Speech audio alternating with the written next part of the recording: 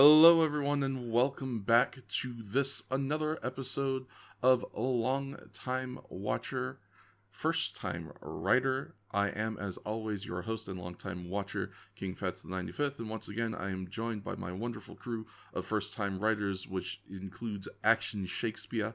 Hi. B Drops. Hello. And Iliendic Nanagan. Hello. How are you doing, folks? We are kicking it off on episode 54 of the podcast. We're going to be jamming on some more of that good Kuuga shit. We know how much you like that. We know how much y'all been digging Kamen Rider Kuuga. So we're going to watch more of it. Oh. To appease our fans. Is that the plan? Yeah. We're definitely, definitely not because this show is built on any kind of fucking format. This Kuuga sucks. I've been watching Black for the Oh no, you didn't do the source material? I thought we changed gears. God. Shakes did the wrong I'm homework. I'm sorry, fans. It's okay. I only watched episode 2 of V3. Yeah, that's fair. Well, At least we're gonna have learning. Oh god, yeah, we're growing. Anyway, this podcast is sponsored by HelloFresh. Anyway, we're gonna do another 4 episodes of Kamen Rider Kuuga. Episodes 25, 26, 27, and 28. Those are Wandering, Myself, Ripple, and Clarification. And we're going to just hop right on into it with episode 25, Wandering. Original air date July 23rd of 2000. This one starts not in Tokyo, like many of them do, but at Kazuhaya Elementary School in Tochigi Prefecture, because we're checking in on Yosuke's old teacher again. We're figuring out what he did. Fucking characters recurring in My Kamen Rider. It's more likely than you think. I was so taken aback by characters recurring that it took me up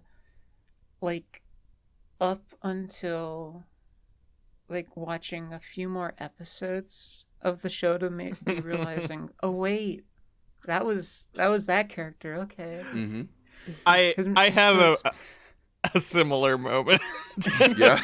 when I first ran through it, I did not connect point A and point B of this is that teacher we know. I don't know how my face blindness activated in this moment, because that's usually that's usually not my problem.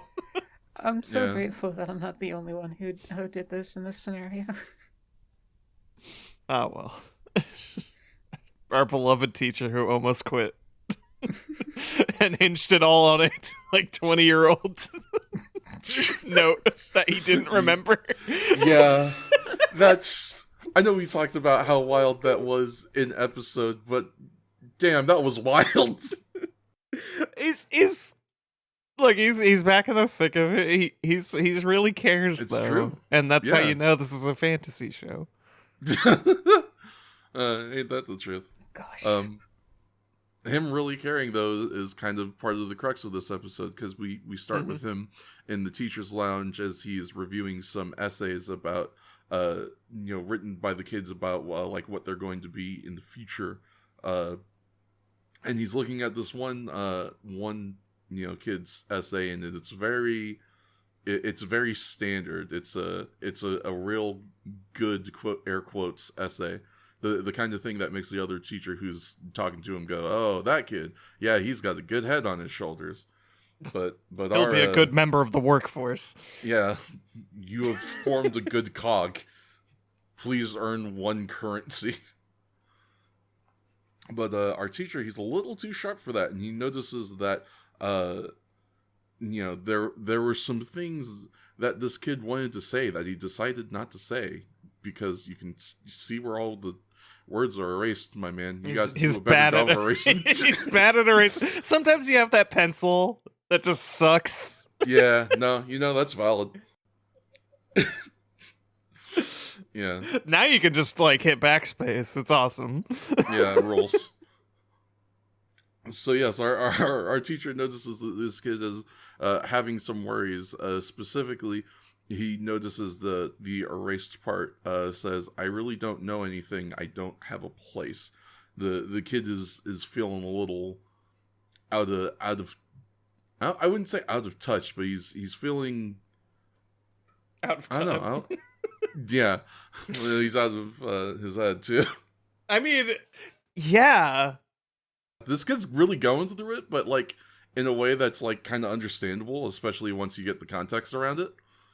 This kid had to experience like the inexorable march of time that usually takes like a decade, but apparently in like 3 years of his life. Yeah, he's like 10. It's pretty rough. It's insane. I do feel for him. This is the this is the kind of like episode I would expect like an old man to be undertaking, right? Exactly.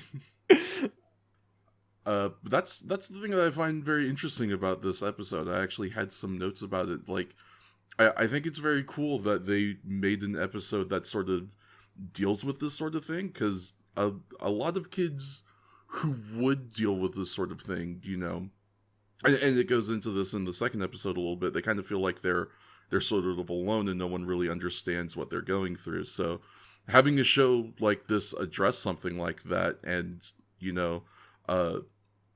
show that there are other kids who can relate to that sort of feeling, I think is probably very like genuinely helpful. Not a concept that I think most shows would tackle, so Like, good on you, Kuuga. Kuuga tackles child issues in like the weirdest way, because I haven't seen it done before. Like, when I think about all of the kids, like kid characters in this series, we've got like it was an episode like 5 with the girl who was like existentially depressed or something like that. Oh yes, yeah, the professor's daughter. Yeah, Mika, right? Mika, yeah. Mika. And like, that's some really raw emotion there, and that kind of carries over, that same concept kind of carries over to this sort of episode as well. And I think it's really interesting because this is a kid's show, and usually you're like, oh, kid's show, it's lighthearted, but it's actually just like, oh no, we're gonna just show kids suffering, and it's like, if you're suffering, you're not alone. And I think that also is kind of emblematic of like the whole series. Yeah. And I think that's really cool. I agree. I think it's very cool that they're willing to kind of tackle this sort of stuff and have it out there for kids, because I'm sure there are plenty of other shows that would shy away from doing that sort of thing. But it's good that there's at least some kind of outlet. I appreciate the amount of respect and severity that they have with handling the emotional turmoil of children. I feel like as an adult, it can be all too easy to patronize children for their problems. And I'm very grateful that this is a children's show that does not do that. Yeah, absolutely. Like, and I think that's kind of a lot of kids shows do have the easy way out when it comes to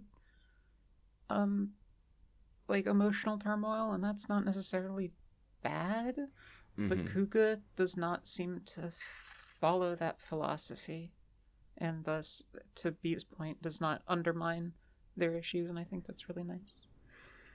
I enjoy that Kuuga has a very carefully curated amount of respect for the inherent fact that these children are growing up in the same world that the adults are. Extremely so. Extremely the same world. Like, to that point, boy, love to see a teacher have to tell a bunch of kids, hey, be careful not to die. Summer break, You don't want to go outside too much, you might get murdered by these evil gay monsters. I'm sorry. Yeah. Please play video games. Yeah, please Stay You really... Nintendo inside. just came out with a new console, man. Super Mario Bros. Is going crazy. I Play heard Halo Smash. 1's coming out next year. You should just stay in until then. Yeah.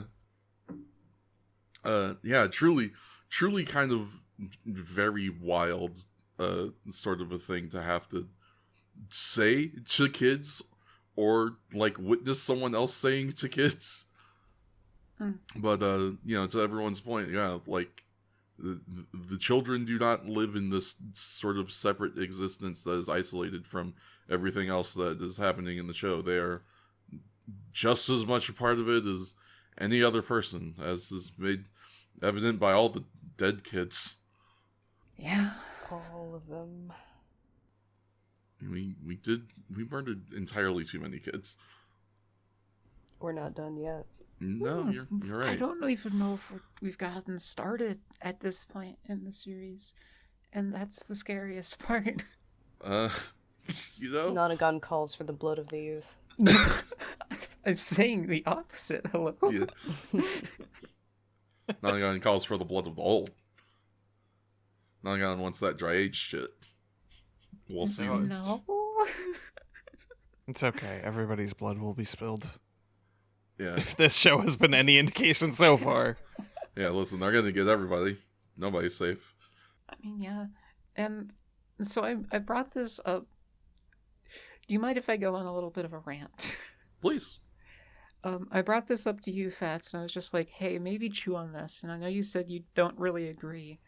Oh, yeah. Yeah, but it was at this point that I was kind of starting to, like, retroactively fit COVID into the plot of Kuuga.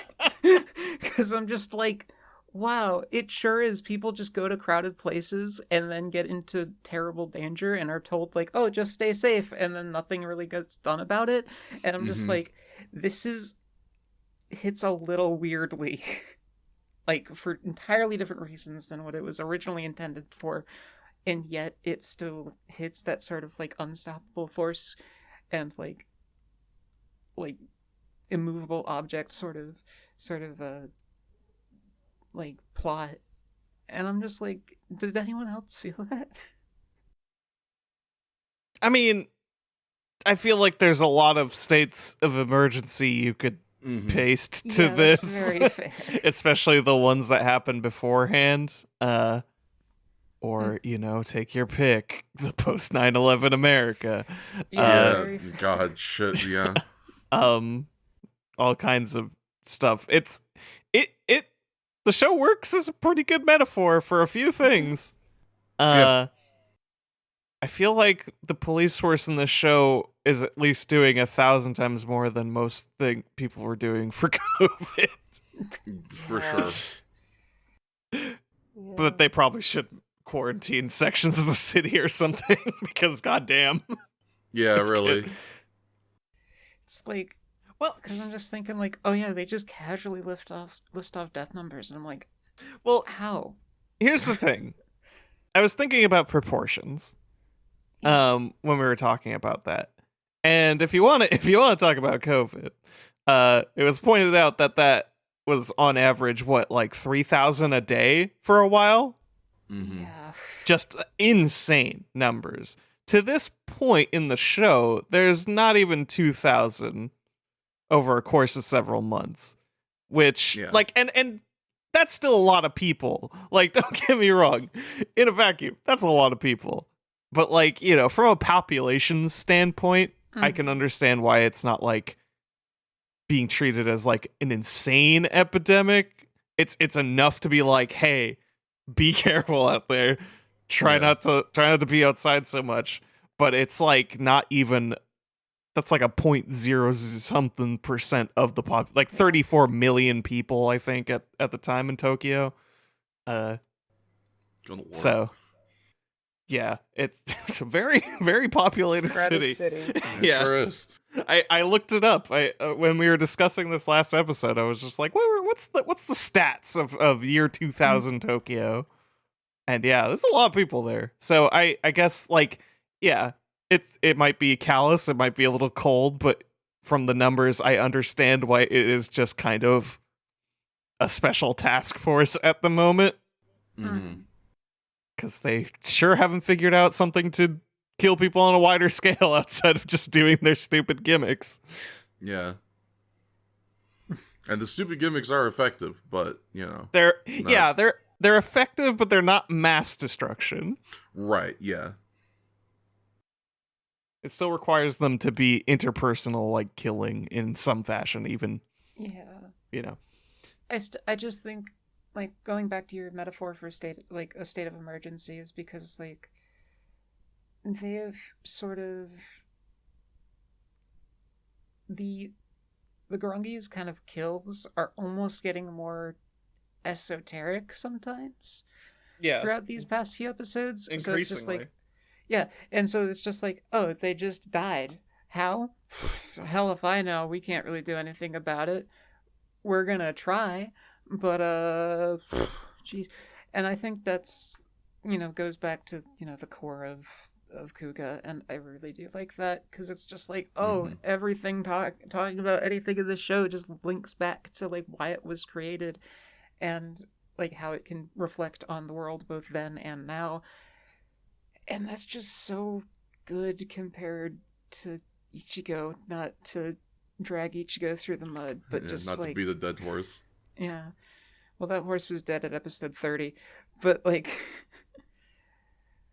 I'm aware of that stuff through watching this, and I think it's really interesting every time it kind of perks up in my brain. Mm-hmm. Really, this was... Oh, go ahead. No, I was just thinking. This is also a bit tangential if I were to actually say it, but please.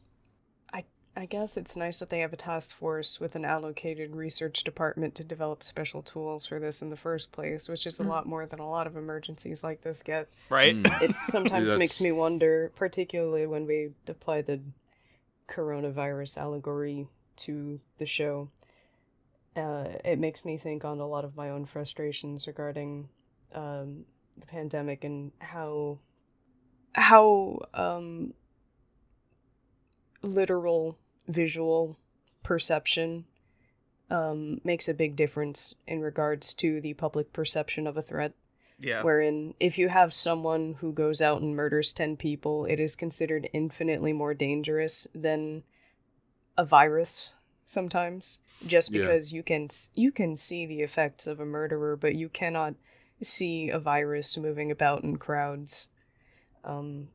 So it is so much more easy for people to downplay the danger of these things, and I couldn't help but think, the Gurungi are a weird middle ground, aren't they? We don't generally know where they are, and we don't have good evidence of them until we finally track one down to kill it. We have, like, cryptid photos at best, and trails of dead people, but that's generally about it, and I can't help but wonder if, within universe, if this would be treated closer to an invisible threat or a visible threat, and I feel like it's probably the former, given what we see of people who have never actually interacted with the Grongi, like this classroom scene. Right. The teacher saying, hey, maybe stay away from Tokyo, have fun. Yeah, like, it's just, it feels very casual, and I think that underlying horror is just so interesting in its portrayal. It also, the invisible threat thing also is interesting in that the Grongi all explode when they die. Like, they don't leave traces. We don't have Grongi corpses. The last one was literally invisible, literally a chameleon. Yeah. We get little bits that we can try to research, but no one has seen a, like, posthumous full Grongi body, because that's just not a thing that happens. Even the one that didn't explode melted like shit. Yeah, the entirety of the news coverage is just, there has been a sighting, here's a cryptid photo, 4 people were found dead for unknown reasons, and Yeah, as the general populace who doesn't have the inside scoop, I'm not sure what you're supposed to do with that. Yeah, it's not. It's very. Just not leave my house, I guess. Yeah, I mean, yeah, kind of. Yeah. You just go. All right, well, don't go over there, I guess. Except I gotta go to work. I gotta go to Yeah. school. No, that's They're what not they letting say. me stay home because of Grongi. Yeah, no, ULF. I'm sure they wouldn't. Grongi 19. Gosh. Oh, we passed that one a long time ago. You're around, Yeah. what, 35? We're on 37. 37. 37. Good lord. Out of like 300, I think they said. I believe the predicted number was 200. Okay. A number of hundreds. Yeah. This poor kill count ratio. It's it's going to have a maximum of 200. Fucked up, honestly. For the good guys. Oh. Anyways, this kid has depression. Yeah, this. Sure And what do you do does. when you're a kid and you're depressed? You go to the place your teacher said not to go to. Which Alone. I swear to God sounds worse than it actually is. You can't start this conversation off by saying this kid is depressed before I get to say, wow, I resonate with this child so much. You can't say that. I already said this kid was relatable, so. Listen, He just like me for real. yeah, that's fine. Uh, Sometimes Which, like- he just like you for real. I think is also just to go back to, just real quick, go back to our thought of, hey, they write kids really well in this show, is because if there's a work of fiction and the characters are like, oh yeah, or and the kids who are probably like no older than 8 or 9 have still relatable issues, that's good stuff, because it's Yeah. just That like is very good. that taps into something a lot more human than just like very basic problems that are sometimes seen on other stuff. I just like Yeah, it so much. I'm very used to children's media being far more into very rudimentary lessons that children, frankly, this age would probably already know. Like, you shouldn't say rude things that you don't mean, stuff like that, Yeah. which is not going to be relatable in perpetuity for most people, I imagine. Like, it can still be fun, but it's like it doesn't hit the same. Yeah. Yeah. Whereas I'm sure this child specifically, I think any adult of any age can really resonate with this particular sentiment. Yeah. No, this particular sentiment especially, I think, yeah. Yeah. Speaking of his sentiments, Yeah, so we should get to them, probably. we should. We've had newsflash. This might be a good episode of Kuuga, as has been made evident by the fact that we have a lot of shit to say about it. Yeah. But we'll try to chug along here. So yes, the student after school, he decides to take a train ticket, or get a train ticket, and he takes a train down to Tokyo. Unknowingly, he is seen by Mr. Kanzaki, his teacher. So, obviously being concerned, Kanzaki calls Godai and says, like, hey, one of my students just went to a section of Tokyo. Can you, go find him? I'm on my way to Tokyo to, try and meet up with him. Go find him and make sure that he stays safe. But A lot of these train station scenes also, it's like, I truly wonder how many people are just like, what the fuck is happening? Because, he makes a phone call, and I know he at least drops the words unidentified life form at some point, and this shit really just does seem like guerrilla filmmaking. They a little bit are yeah. just in a train station with a camera and hoping for the best. Got him mic'd up and call it a day. That's it. And we haven't gotten another one that looks like with the old lady that was looking at the Grongi, but I truly wonder how many people are just in passing going what is happening? What is happening? Yeah, that's a very wonderful question. Because, yeah, truly it seems like we were just kind of on location and just doing it. Which, I'll be honest, I appreciate. what are we going to hire 200 extras Yeah. and buy out the station to use for 20 minutes of filming. Absolutely not. Yeah, I was gonna say, we don't got that kind of budget. Like, I know we're Kamen Rider, but we're the Kamen Rider revival. Just hide the camera under your jacket and let's just get in and get out. I mean, I feel like they could have had a lot of extras, because if a TV crew approached you on the street and was like, hey, you want to be a part of Kamen Rider? Like, do I have anywhere to go? Because maybe. Yeah, no, I mean, very fair. And especially to sweeten the pot, go actually just go to where you're supposed to go, and that'll be your extra work, and it'll be great. I'm sorry my joke was so asinine. You can't fit a 2000s film camera under a jacket, but something about that visual is way more funny to me. Listen, it's a big dude with a lumpy jacket. I don't know what to tell you. You'd probably get away better with dressing the camera up, like you put it on some sort of roller and you put a trench coat around it. You like stick a little styrofoam mannequin hat holder on top. Yeah. Give him the Groucho Marx glasses. Buy him a ticket for the next train. I truly wonder what they were using back then, especially because they're shooting in widescreen. Which I believe was rare for that time, right? Yeah, like, well, I don't know when Japan made the shift to widescreen televisions, but like America, at the very least, you weren't seeing that till 7 years later. Yeah, that sounds about right. Though, I mean, like, everybody in the show has like 4x3s still, so like, I don't think they put a lot of important information on the edges of the screen for that reason. But I actually wonder how it was broadcast. Did they cut it? Did they snip the edges, or did they just have the black bars? I might be misremembering, but I believe they said it was cropped. Okay, that makes more sense. So yeah, they probably not a lot of important information on the edges. That's just how you do it.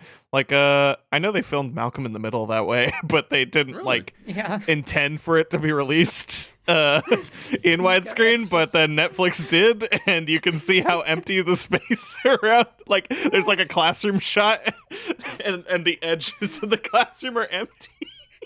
It's supposed to be full. It's so good. Oh, that's quality. Yeah. That's one of my.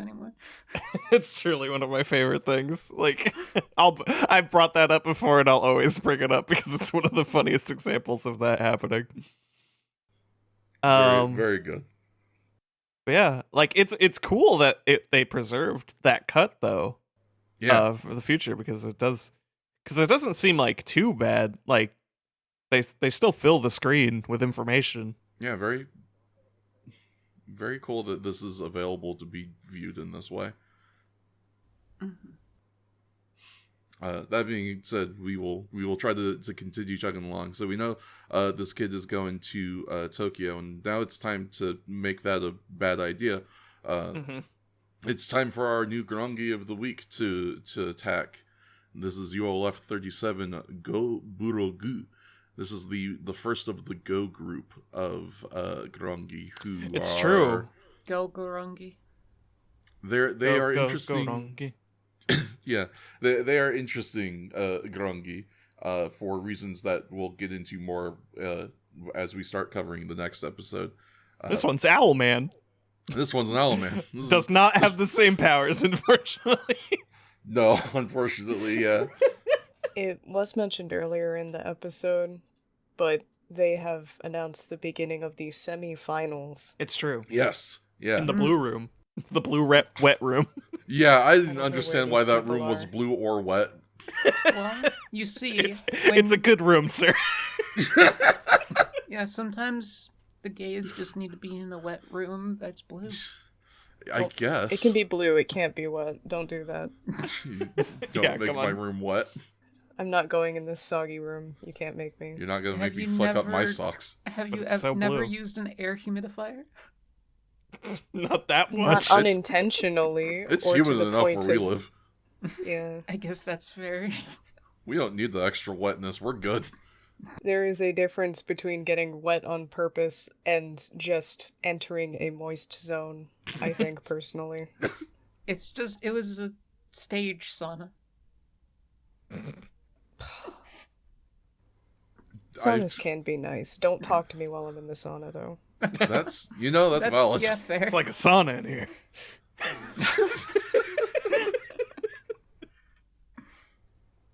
I'm sure you can imagine the faces that would elicit. I think you'd get flipped off. I've never. How dare you? Really? Never ever? No. I flipped someone off the other day. Okay. Were you driving? Yes. Follow-up question. Does that not New count? York Is that bitch. free? It's just where I've seen most people flip the bird in my life. It's true. It is the most useful useful venue. Have you never flipped someone off, or have you never flipped someone off in actual anger? I've done neither. Whoa. All right. Polite fingers be. Pure of heart B drops. Well, look, That's what sometimes we call my 'em. brother comes downstairs and is trying to get food. I'm just like, wow, I need to flip this guy off. Yeah, fuck this dude. And then he Yeah. falls to the ground and he's dead. And then I'm Yeah. like, ha, and I take his money and then he gets Yeah. food. That's fair. That's just sibling energy. I Yeah. don't. I wouldn't flip my brother off, but I would do that. Like, you know that like gesture where you like pop your chest forward and shoot your hands back, like you're like, oh, don't flinch, Yeah. I'm gonna get you. Yeah. That's what I do. Yeah, the fucking pump fake. Yeah. Like, Yeah. What? Start something. Look, shoutouts to my brother, just real quick. Shoutouts to my brother for sometimes just like going along with the bit and just like T-posing and then ragdolling. It's great. And then letting you rob him, apparently. That's Yeah. so good. Listen, a gotta good brother commit. will allow yourself to be robbed. You can always go get the money back. You know where they live. Yeah. It's me. I give them the money back. I don't like stealing. Yeah, no, that sounds right. Anyway. we get to talk to some of the go in the wet room about how we're starting the semifinals, and then we get to go watch our coconut head ass Birdman go and do his thing, which is make people fall. Yeah, he shoot blow dart and they fall down. Yeah, very very reminiscent of our Wasp Man, in that people are kind of just dropping. A little bit. He gets them 9 at a time. And then the incredibly inconspicuous ninja councilman walks around as if Yeah, that's not like tallies them up. something I would be like, what the fuck? This dude is clearly doing something while these people Yeah. are dying. If I was just in Call that the crowd, I'd cops be on like, this man immediately. I would Just report judging this. Abacus. Yeah, This is a chic closet cosplay if I've ever seen one. truly. Yeah. I think I didn't notice until later. I swear to God, this man has grown his bangs more and pulling the beanie down further every time because you cannot see his eyes at a certain point. See this dude shit. It's so good. I love this guy. Man. He's my new favorite character. This is the dude ever. I love to give myself astigmatism by wearing my bangs over my eyes. Yeah. True, same. Listen, if it's for fashion, it's worth it. Yeah, exactly. Sometimes your Yeah. eyes just need to perish for the gender, you know? Yeah, It's true. I just play too many video games, I think. It can be both. that works too. I just have bad genes. That And too. I gave myself astigmatism by wearing my bangs. Oh, I 100% knew this was the true story. I wasn't aware, but I'm not surprised. I'm surprised that I haven't done the same, really. I'll give it some It's- time. That's why it's stronger in one eye than the other. At a certain point, I had to realize that I needed to be an adult. Sucks. Yeah, fucked Yeah. up, honestly. Evolution let us wear their hair the way we wanna. Please. But apparently it's just so bad for your eyes to just have something blocking your vision that you have to look past constantly. I wonder. It's been so long since I went to the eye doctor. I might have astigmatism because, like, my hair has been like, it floofs down so much, Anyhow. This is your reminder to get a regular eye checkup, everybody. Use your vision benefits while you still have them. At least once every 2 years, if possible. Mm-hmm. It's been like a decade. You should probably go get a checkup. Please. Yeah. Anyway, Especially this is- if you are before the age where your vision degradation starts to plateau, which is usually around 26. Please make sure to get regular checkups before reaching that age, and after, if possible. This has been known as Health Update. Thank you for listening. Yeah. We now take you back to our regularly scheduled Kamen Rider. So we jump back to the kid. We see what he's doing. What is it that he has come to Tokyo for? To we look get mournfully. a little bit of insight on this from Kanzaki when he calls Godai, because the specific area of Tokyo that this kid has gone to, which I'm going to attempt this name, Asakusabashi, I think is how that's pronounced. Yeah, that sounds right. I had to work that one out. That area in Tokyo is where his grandparents used to live, and he used to spend a lot of summer vacations hanging out with his grandparents in that area. But after said grandparents passed away, the property and the land was bought and turned into a parking lot. They paved Grandma's house, put in a parking lot. It was kind of devastating. It's not even a big one. It's incredibly rough. Yeah, no, it's a tiny ass park. It's two can cars. hold, like 2 cars. Yeah. Why did you bulldoze Grandma's house? For spite. Yeah, literally just to make really this kid hammer sad. it home. Listen, I'm trying to get this kid to have depression too. Well, you're on a good track. Yeah. Yeah, working on it. God, don't always seem to go.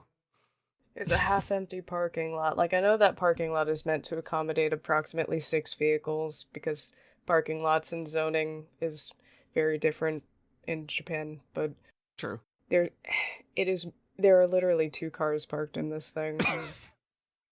It's really upsetting to look at this half-empty parking lot that was made over your grandma's house. Yeah. And it really doesn't get any better for this kid. He kind of goes and visits some of the old haunts around the neighborhood to try and find anything familiar, and he gets truly nothing. He's doing it's my favorite Game Center CX segment. If you're looking for a candy store to be depressed in, try this one. Yeah, nothing better than. Hey, where's the old lady who ran the shop? We put her in a home. Yeah. What do you want? Yeah, I'll sell you a candy, kid. Yeah, truly. I think the one that just because I have a little bit of personal relation to it, the one that really gets it for me is when he goes to the fucking model shop and it's turned into a laundromat. But you can still see the sign for the model shop on the side, and his goddamn Gundam's still in there. Yeah, with his what? name plaque and everything. I was like That's just so insane. hard to find model shops. They don't exist. They're not real anymore. Buy your used to be. models from Barnes and Noble. Now. Exactly. It's weird. It's so fucked. It's because they turn them all into fucking laundromats. Or banks. Ugh. Truly the worst. So yeah, it's essentially that is sort of the structure of this episode is, we watch Godai and the police as they are trying to deal with our Grongi, and that is sort of interspliced with scenes of this kid being insanely depressed. He's so sad. Set to some fittingly sad piano music. Oh man. It's just so depressing. You're almost happy to see the murder.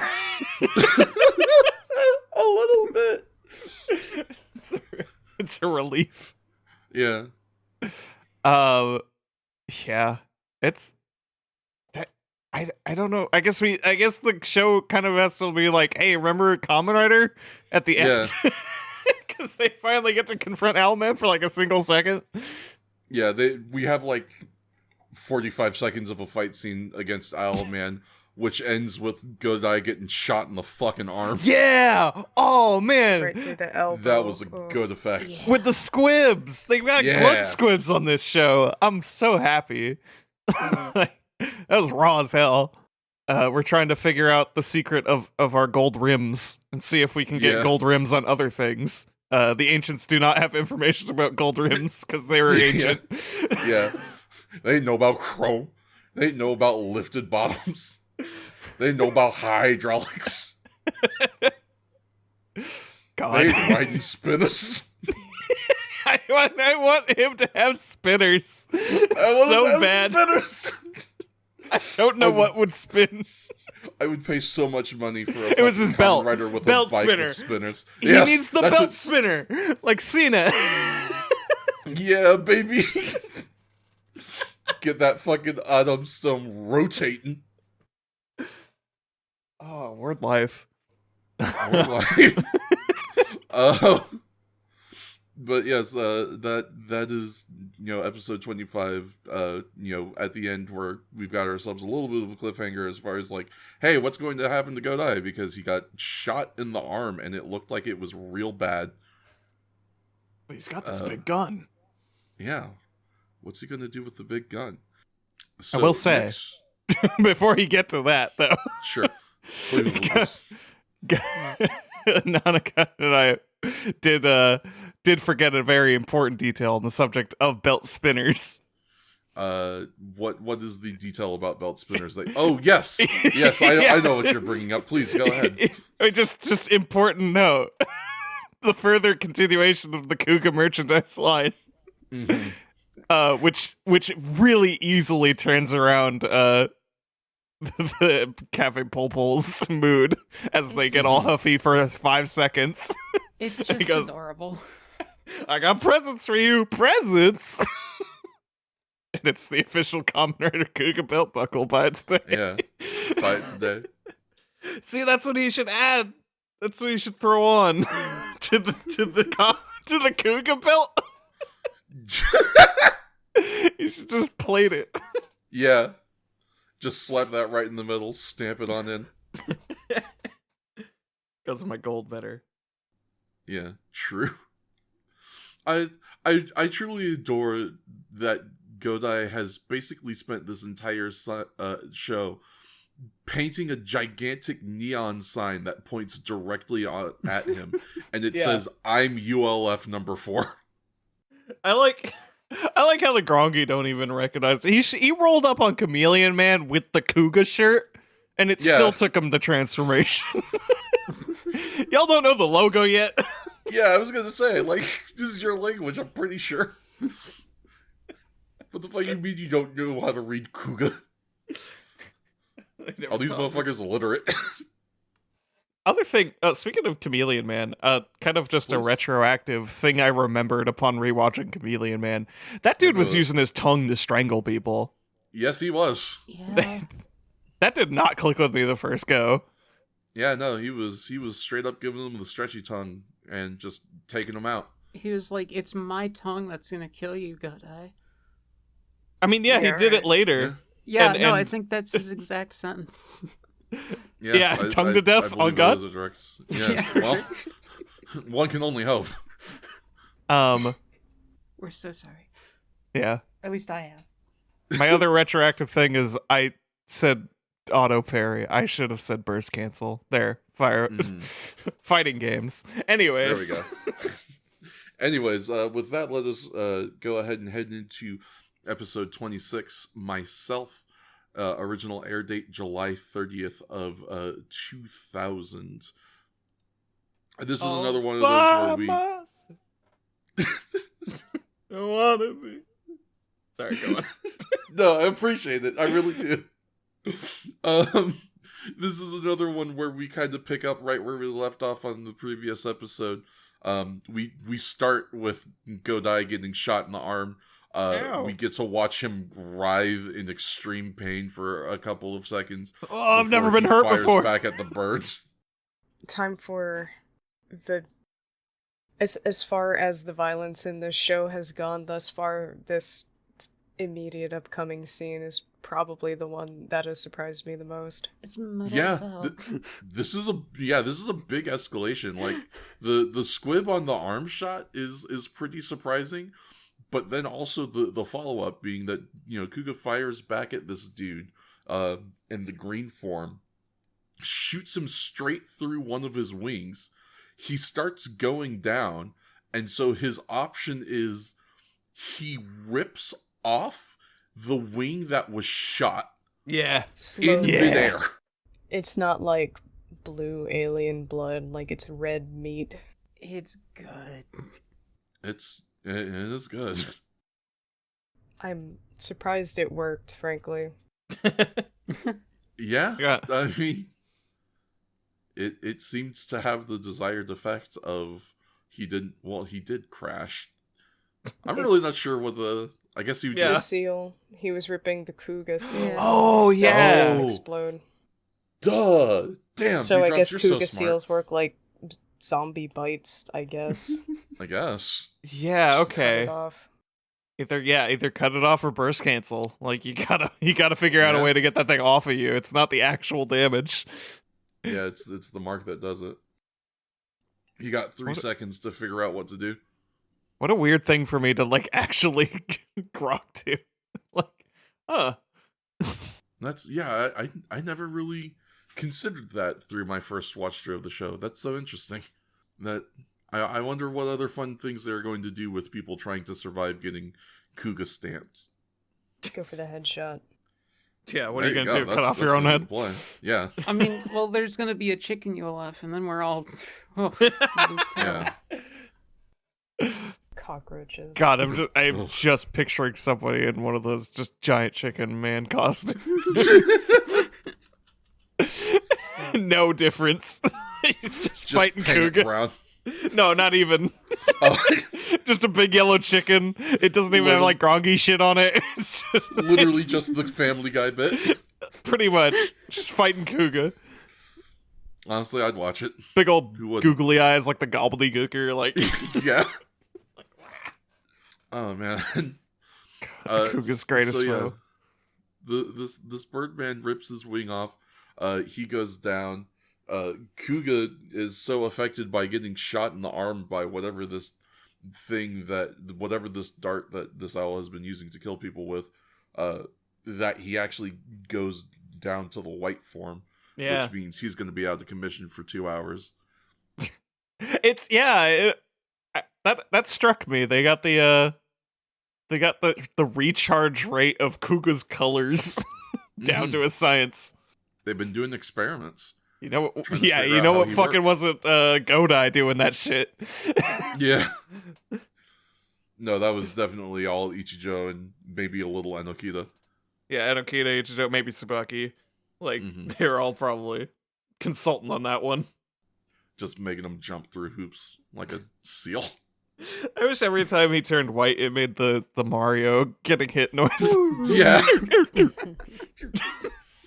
I mean, that's basically what it is. Yeah, It should he, make that he noise. turned small. He should turn small too.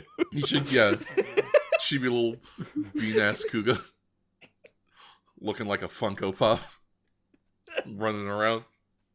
Oh, Jesus. So I believe from there we head back over to Pol to check in on the Pol group. And we're bumping that Frankie, baby. We are, in fact, bumping that Frankie. I forgot about that, yeah. God, what Frankie song is it? I've already forgotten. Well, For some reason, my brain wants to say "Fly Me to the Moon," but that might just be Ava. playing around. yeah, right. Like that was my No, first it's not instinct, flying too. to the- God, I want to say it might have been "I Get a Kick Out of You," but I would have to look. Anyway, there's a Frankie song. Check it out. Yeah, We we love Frank Sinatra at Pol. or at least a lot of Western music Yeah, in these episodes. not modern. Yeah, well, the song in the next episode is a little more modern, but still. Yeah, we're back at Pol Pol, kind of checking up on our side character friends. Minori is at Pol Pol, filling in for Godai once again. I believe we watch as the owner and Nana come in with supplies for their impending beach trip. I'm here to report it is New York, New York. Start spreading the news. Yeah. Thank you. I feel bad for Minori. She should not have to be working at Pol Pol as much as she does. She has a goddamn job. She does. There's so much. She's there so much. I don't. Minori, truly, thou art a saint. Yeah, I think. God, is this the one I wrote down? Or it might be another episode that I distinctly wrote down a note that was just like, are you an angel? Oh no, I think I said that about Sakurako in like the next couple episodes because they really put her to work in one of them. Oh yeah, no, for sure. Yeah, they I believe next episode is the one where they really have her start earning it. And yeah, I don't understand how this business works. No, wait, never mind. I've just realized how this business works. They don't pay their employees. Yeah, they don't hire their employees. It's all uncle on the spot volunteer work. This uncle whose name I can't remember ever just got cash stacked. Yeah, my man's saving up. I mean, I guess he does have to pay off that whole big ass building, so it's a nice building. It is. It's a very nice building. Kamen Rider tends to feature very interesting and cool buildings to use as set pieces, and I appreciate that. Lots of good restaurants and things. We get to go back to the kid who is, kind of continuing to wander around. I think it is actually not until this episode that he goes to the model shop, but yeah, it is all serving the same narrative purpose of him kind of just going around a place that used to be familiar to him, and not being able to like recognize anything there. More and fully move on. Mm-hmm. End of scene. He stops and he purchases a train ticket, and we see him like contemplate going home, but he decides to stick around. And luckily we are not the only people who see the scene, because Godai also sees it, because, as was requested in the previous episode, he has been put to task trying to find this kid for Mr. Kanazaki. So the kid kind of goes to have a sit and a think about, the things that are making him sad over at the local temple, and Godai gets to go join them, and they have this really nice kind of heart to heart about like, the stuff that he's feeling. I really enjoyed this scene. Mm. This was just like a good little bit to do.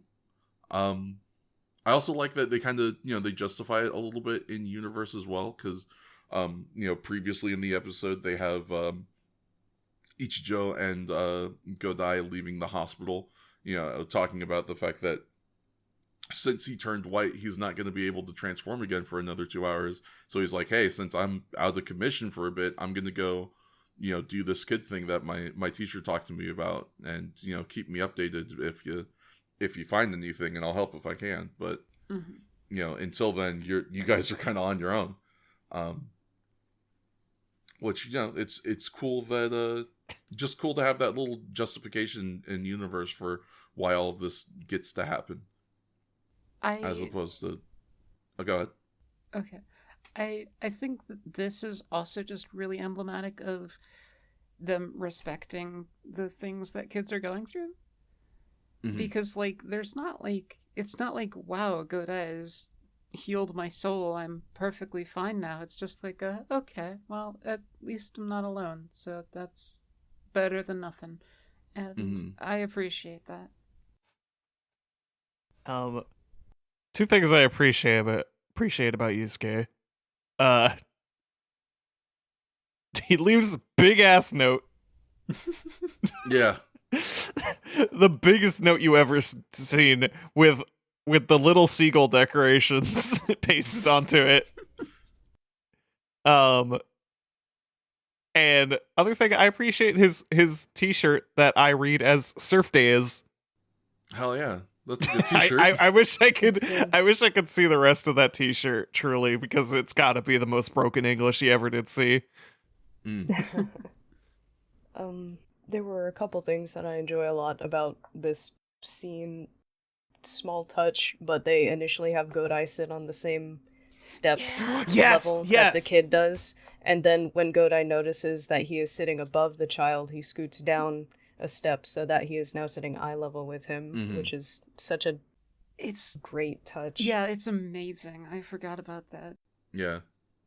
Other thing is also that this, I know first and foremost that this just continues to prop up Yusuke as, the hero of the people, as our Kamen Rider, but in a sense, this very much acts specifically as a bit of a torch bearing, in a sense, a torch passing, wherein when Yusuke was young, it was his teacher who set him on a path for finding his own way of being happy, and now Yusuke is doing this in turn for this child who is also associated with the teacher.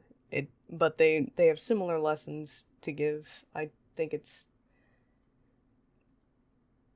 like they aren't exactly saying the exact same lessons, but I just think it's an interesting lineage that is going on here. Yeah, definitely a good parallel between kind of, especially because this kid and Godai are also kind of in similar places, because Godai mentions that he had that talk with his teacher shortly after his dad passed away, and if I recall correctly, this kid, the reason why his grandparents' home isn't there anymore is his grandparents had passed away as well. So there's that parallel of them kind of being in the time of mourning that is sort of associated with all of these sort of things that they're feeling, and the kind of the relation to that, and how they feel the way that they do, why they feel the way that they do. I also really appreciate that Godai doesn't, other shows might kind of potentially like wave off this sort of thing if they tried to do it by saying like, oh, cheer up, you can, you'll make it through in the end, or something like that. But instead of doing that, Godai's like, hey, it's, I get it.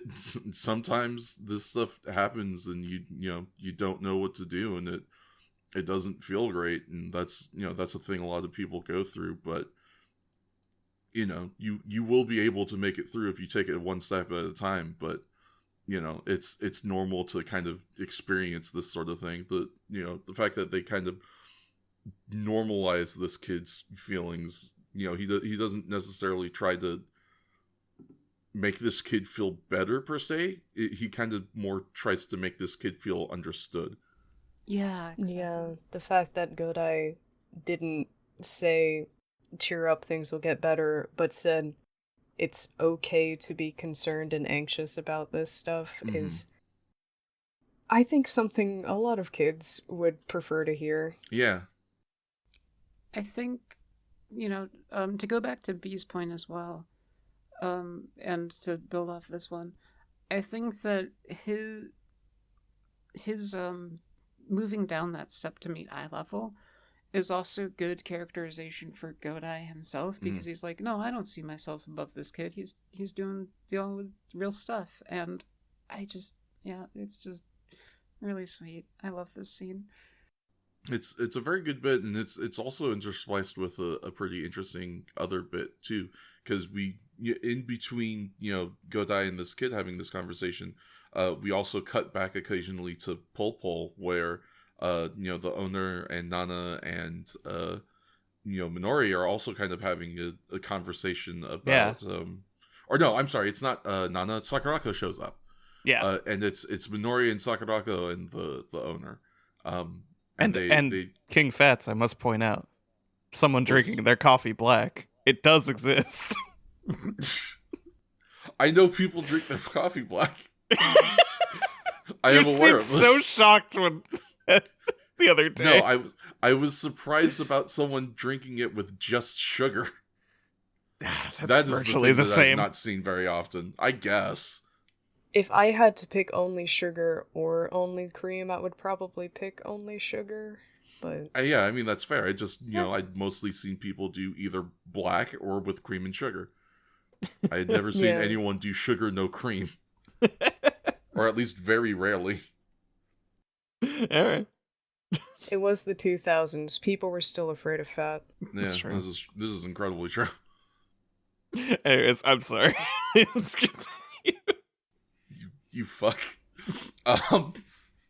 But yes, the pole people are kind of having their own conversation as well. That's sort of sparked by this information that Godai is going to help look for this kid, and they're having their own conversation about like the kind of ununderstood struggles that the youths of the day are having that maybe those as older people don't really quite understand, which I do appreciate that it wasn't kind of them just being like, oh, I don't understand kids today, they've got it so good. The fact that they acknowledge like it's different now than it was when we were kids. They're probably going through shit that we can't really understand, and we have to make a point to be there and support them through that is good. It's very good, and why can't other shows do that? I truly cannot recall the last time I saw a show that was so sympathetic to both parties of children and those who raise them alike. Yeah. So many things are very willing to patronize or put all responsibility in one boat without sympathy to that party. Mm-hmm. Either like kids must be good and obey their children, or kids must be good and obey their parents, or parents must parents need to do sacrifice better everything by their at kids. for their kids without any regard for their own perspective. But it just felt like a very real conversation. Mm-hmm. I think the way they've represented Enokita, for as much as we joke, I feel falls very much in line with that idea. Yes. I think they've presented it very plainly. I mean, Mm-hmm. John being maybe the first person to actually like put a perspective towards you that you might have shared already, but like Mm-hmm. like I feel like but up till then it was just like here's the reality of these two's relationship. Interpret it as you will. So yeah, it's cool that they continue that nuance Mm-hmm. in a bit more sympathetic direction. Yeah, I feel like Enokita's situation is nuanced and sympathetic, but not in a way where I don't feel like the show isn't going, like the trajectory of the show isn't going to lean hard on her changing to spend more time at home. Mm-hmm. Mm-hmm. Which isn't to say that I don't necessarily agree that that would be good for both of them, but this, I guess I feel less like there is a very strong, specific moral stance in this conversation than with regards to the show's perspective on Enokita Sure. thus far. Yeah. This one's very much fair to both sides, for sure. Yeah. So we have all of these very good, interesting conversations that are going on. But there's also a whole other section of the show, with the monster and the police and the murders. Oh right. What? Yeah. There's also a cat in the temple, Yeah, there's a cat in the temple. just I hanging. did see the cat. Temple Temple cat, cat's temple cat, spotted. temple cat. Temple cat. We all love I Temple hope Cat that- here. Yeah, I hope that cat's doing good. Yeah. Yeah.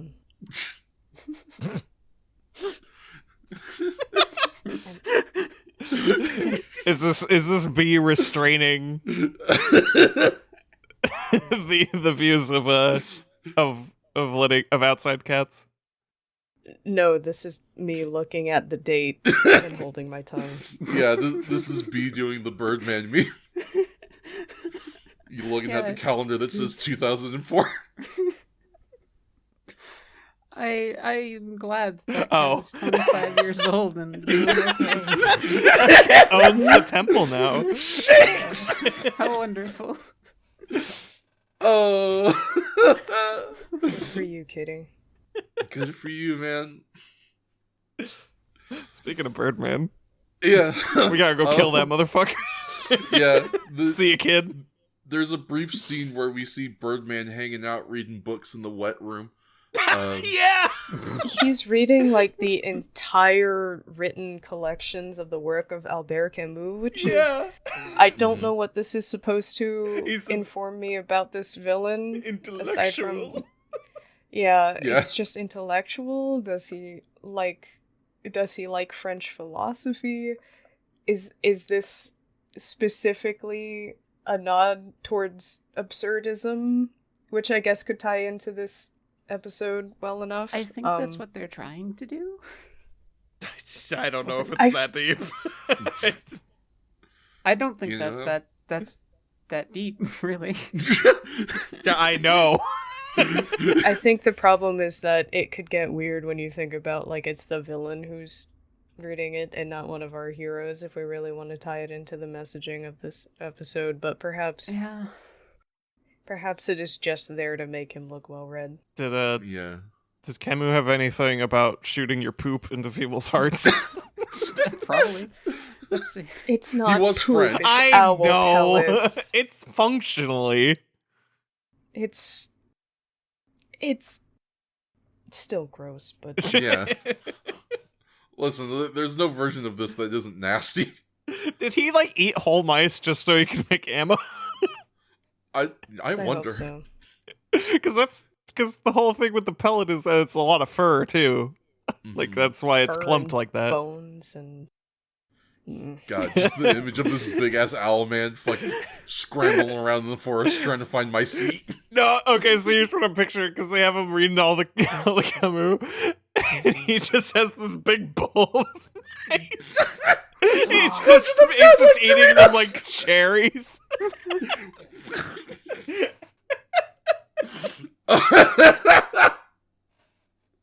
Oh my god. He might be a very powerful, resurrected, transforming ancient, but if I was killed by an entity by being shot with an owl pellet, I would haunt him. Oh yeah, for right? sure. No, you will not escape my wrath, motherfucker. Now that's absurdism. Oh, thank you, ladies and gentlemen, and that's our show. No, that's not get quite back our show. here. We're yet. halfway through this. I was going to say. Yeah, truly, we are about halfway through this episode, so it's time to hit the back half and murder this goddamn owl. We do, of course, get the information from Tsubaki that people are dying of shock by being shot through the shoulder and then being hit in the heart by, yes, this dude's gigantic, gross owl pellets. So we now know the form of murder. And now it's just a matter of finding this guy and, bringing him in. It's honestly a good thing that Tsubaki's such a freak, because I truly feel for this man who had to cut open a murder victim's heart to find a fucking owl pellet. Owl pellet, yeah. That would ruin my day. I think the thing that makes me slightly more squeamish about it is that, so owl pellets are really, really compacted, and for some reason I imagine that when they enter the heart and interact with all of that blood, they're going to be largely reconstituted, right? And they're going to take on the consistency of a fresh hairball. Yeah, that's probably what stops it. That just sounds like the worst ever. Yeah, that's just a wretched way to die. And a wretched thing to find. It's a good thing we're killing this motherfucker. Yeah. I think I've brought up this point a couple of times, but it's just, like, every time we get a new Grongi doing a new thing, I just have this recurring thought of just that. I like that they let the Grongi be so horrible. These are just all terrible, terrible ways to die. Like, owl pellet to the heart, getting strangled by some invisible dude's tongue, the fucking guy who backed up into people to death. That was like, I'm still so torn on whether that's scary or funny. It's a little bit of both, admittedly, but like from the presence of being the person that happens to, it's fucking terrifying. That's just horrible. The fucking wasp man who's just sniping people from thousands of feet in the air, and guy like, who grabs you and then super jumps. Yes, yeah, guy who drops you off of the tallest building he can find. Just like every, like, they're all unique and they're all also like insanely terrible. Like, there are only a couple of them that are just like, oh, I'm a scary guy and I claw you or I bite you. And everyone else is just like, what's the most fucked up way I can murder a person? Let's do that, I think. It's part of the game, I guess. It's part of the game, and I kind of appreciate it just in a weird way of, like, there's no kind of attempt to, like, humanize the Grongi in any way. They are truly just, like, these awful creatures that do awful shit for awful reasons. And I just, there is something about that I appreciate. Yeah, I certainly wouldn't particularly want to make the party that makes taking human lives such a literal game in this case, to be sympathetic in the slightest. Yeah. And I can appreciate that, even if they look like people. Just more than anything, what makes them monstrous isn't the fact that they have monster forms, but the fact that they care so little for human life. Yeah. And as Ichigo taught us, human life is more important than even peace and justice. This is true. This is the It's philosophy. a good lesson, truly. Yeah. Just one of those things that, like I said, every time it comes up with the Grongi, I just kind of appreciate it more and more. Because truly, some of the stuff they come up with is horrendous. And in a very good, very scary way. But yeah, we need to hunt down the owl man. We need to stop him from shooting his owl pellets into people. Godai gets a call once he gets located, and they go off to try and shoot this bird down. There's a very fun scene where Ichijo and Godai are passing each other, going opposite ways on a road, and Ichijo just sticks his arm out with his gun so Godai can pick it up mid-ride. The fucking handoff. Give me that piece. Yeah, love that. Oh man, it's owned. This show owns. This show's super good. I'm trying to, obviously we have our fight scene. I'm trying to think of anything particularly remarkable about this fight. I don't know if I have Burst any... fire. The what? Burst fire. That's my note for the fight, anyway. How he just explodes into a bunch of CGI. It starts raining Owlman all over downtown. Yeah. That sucks. Yeah, how Godai learned his lesson immediately and shot this guy like 5 times all over the torso. Right. Yeah, this is true. Rip this off, bitch. Yeah. Stupid idiot. Fuck around. Yeah. My only real note for the fight was that I guess he did his power up while taking a flip bump. I can't remember. Did he just like flip off the bike and then pop up transformed? I can't remember. That sounds right, but I truly couldn't tell you. I unfortunately do not recall. Ah, well. Yeah, that's... And then he kills the owl man. I remember this being very fast. It was just kind of like, yeah, this wasn't the point of the episode. The rest of it was. Yeah, Get very owl much man. So. This was a pretty quick kill. Which to that point, we get to the rest of the episode. So Godai goes back. He meets up with the kid. He escorts him to the train station where the kid is able to meet up with Mr. Kanazaki, so they can both go back home together. Make sure the kid gets home safe.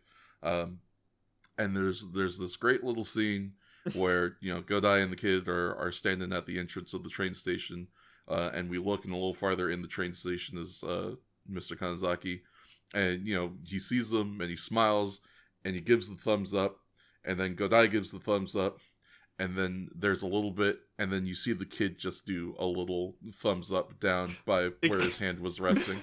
Yeah. He gives us the fucking freshly squeezed Orange Cassidy thumbs up. And then, like, the teacher just gives him, like, the biggest thumbs up ever, and it makes the kid smile. Just, Yeah. My note reads crying and throwing up. Yeah, that's fair. I watched this episode with Nanagon, and when this kid did that thumbs up, I heard this high-pitched noise followed by furious typing, and I was just like, yes, this is the whole reason I made the podcast, yes! Just being able to experience that, it was choice. It was so fucking good. Yeah, no, it was great. I'm just like, it reinforces his position as like a hero to the children, as an optimist, and it just wholly works within like how he's been established as a character and how we've established the themes, and it's so good, and it's so sad. Yeah, true. Everything about these two episodes fucking rips. This is just two quality ones, followed by, at least for my money, another two quality ones. So, with that being said, I mean, let's get right on into it with episode 27. I will say, I think in hindsight, these have probably been overall my two favorite episodes so far. That's fair, I think, honestly. The Owlman one or the upcoming? Yeah, the Owlman one, Wandering, and what was the other one? Okay. Myself, yeah. Yeah. That is, I think, an insanely fair assessment. They're solid. Oh, I don't know why my brain heard that as I saw. They are solid. Yeah. I'm like waiting for Shakes to say what she saw. What'd you see, Shakes? I saw Kamen Rider Kuuga 2, Electric Boogaloo. Oh. Whoa, episode 27? Yeah. Episode 27, Ripple. Original air date August 6th of 2000. And this is a real I love fun this one. cold open. Yeah. Yeah. Starting us off with some LL Cool J baby. Yeah. We're breaking. Hell yeah. Fun. I went and made a point to hunt down the specific remix of this song, because I remember looking into it when I first watched this episode, because it's not actually the original version of LL Cool J's Around the Way Girl. It is a different remix that I was able to hunt it down on YouTube. So if you want to hear the full version of this song that we got a little glimpse of in the opening, if you look for LL Cool J's Around the Way Girl Marley Rub, you will be able to find it. All right. It's good. Honestly, it's a banging track. I think everybody should give it a listen. But yeah, we cold open with these cool Japanese youths as they're break dancing in a warehouse listening to LL Cool J, and then this goth chick shows up and she turns off their fucking cassette and puts on classical music on the radio. We've discussed the Groggy doing a lot of fucked up things. I think this is the most fucked up thing that they've ever done. a little bit, honestly. It was a whole party. I know. Yeah. They're having such a good time practice. Breaking it. They're doing a routine. This goth bitch walks in. Yeah, so Turns on the spooky music. if you'll remember, a while ago I said in the last episode of the podcast, I said there's definitely a character in these sets of episodes that is just, God forbid a woman have hobbies. Yeah, God forbid a women do anything is this entire duo. Just, God. I hate Yeah, it. I mean, true. This might be the hottest Groggy to me. Yeah, evil, why hot, why gender? You know, listen, it's fair. Goth girl pretty. Yeah. You were not immune to Japanese goth girlfriend. I'm seriously not. I'm fond of characters that enjoy classical music, but it's always a turnoff when they're really pretentious about not liking modern music. True. Yeah, she really makes a point to lose some points early on. It's a shame. It's a shame she's so attractive because she's absolutely wretched. Also, the murders. God. Also, But God forbid women do anything. Yeah, right. Well, I'm always saying God this. forbid. I believe, where's my direct note here? She's a girl boss, so it's fine. It's released today. There it is. I'm curious what all our first notes are regarding. I'm sure we all have something. Mine said that she's setting the mood. That's not my first note. That's just, I think it summarizes this character. Yeah, that is incredibly fair. I of course pointed out the old classic, The Standby, murdering a bunch of people to classical music. Yeah, you'll love to see it. Hold on, spooky classics. Good. Hold on, I gotta put on my murder music. It's classical. Yeah. I know. It's cliche, but it works. It is good. She puts on the plastic raincoat and everything. Yeah. Yeah. Bumps up that Huey Lewis. There you go. That's the good shit, baby. But yeah, she just kind of mysteriously kills the whole party. We got a new opening. Yes. Yeah. Gold flavor. Opening. Release footage. Gold flavor. We got all of our sexiest cast members standing around and looking all moody. Yeah. But like in different lighting. Yeah. it was kind of that from the beginning, but this time a little bit. There's gold lights. Yeah, these are bespoke poses. Godai's rocking the Backstreet Boys fit. Yeah, white shirts and the sunset lighting. Yeah. And we gotta show off all the gold rims on our new forms. Exactly. You gotta show that we're blinging, baby. I appreciate it. I do. I like the cool opening. The upgrade forms. Yeah, this is a great opening, and the upgraded forms I think all look really cool. So from Backstreet, I'm sorry, I was rewatching it. That Backstreet Boy. That's such a cult shot. Pose, yeah, the fucking shirt with the black pants. He is ready. It's like he's holding until that first everybody.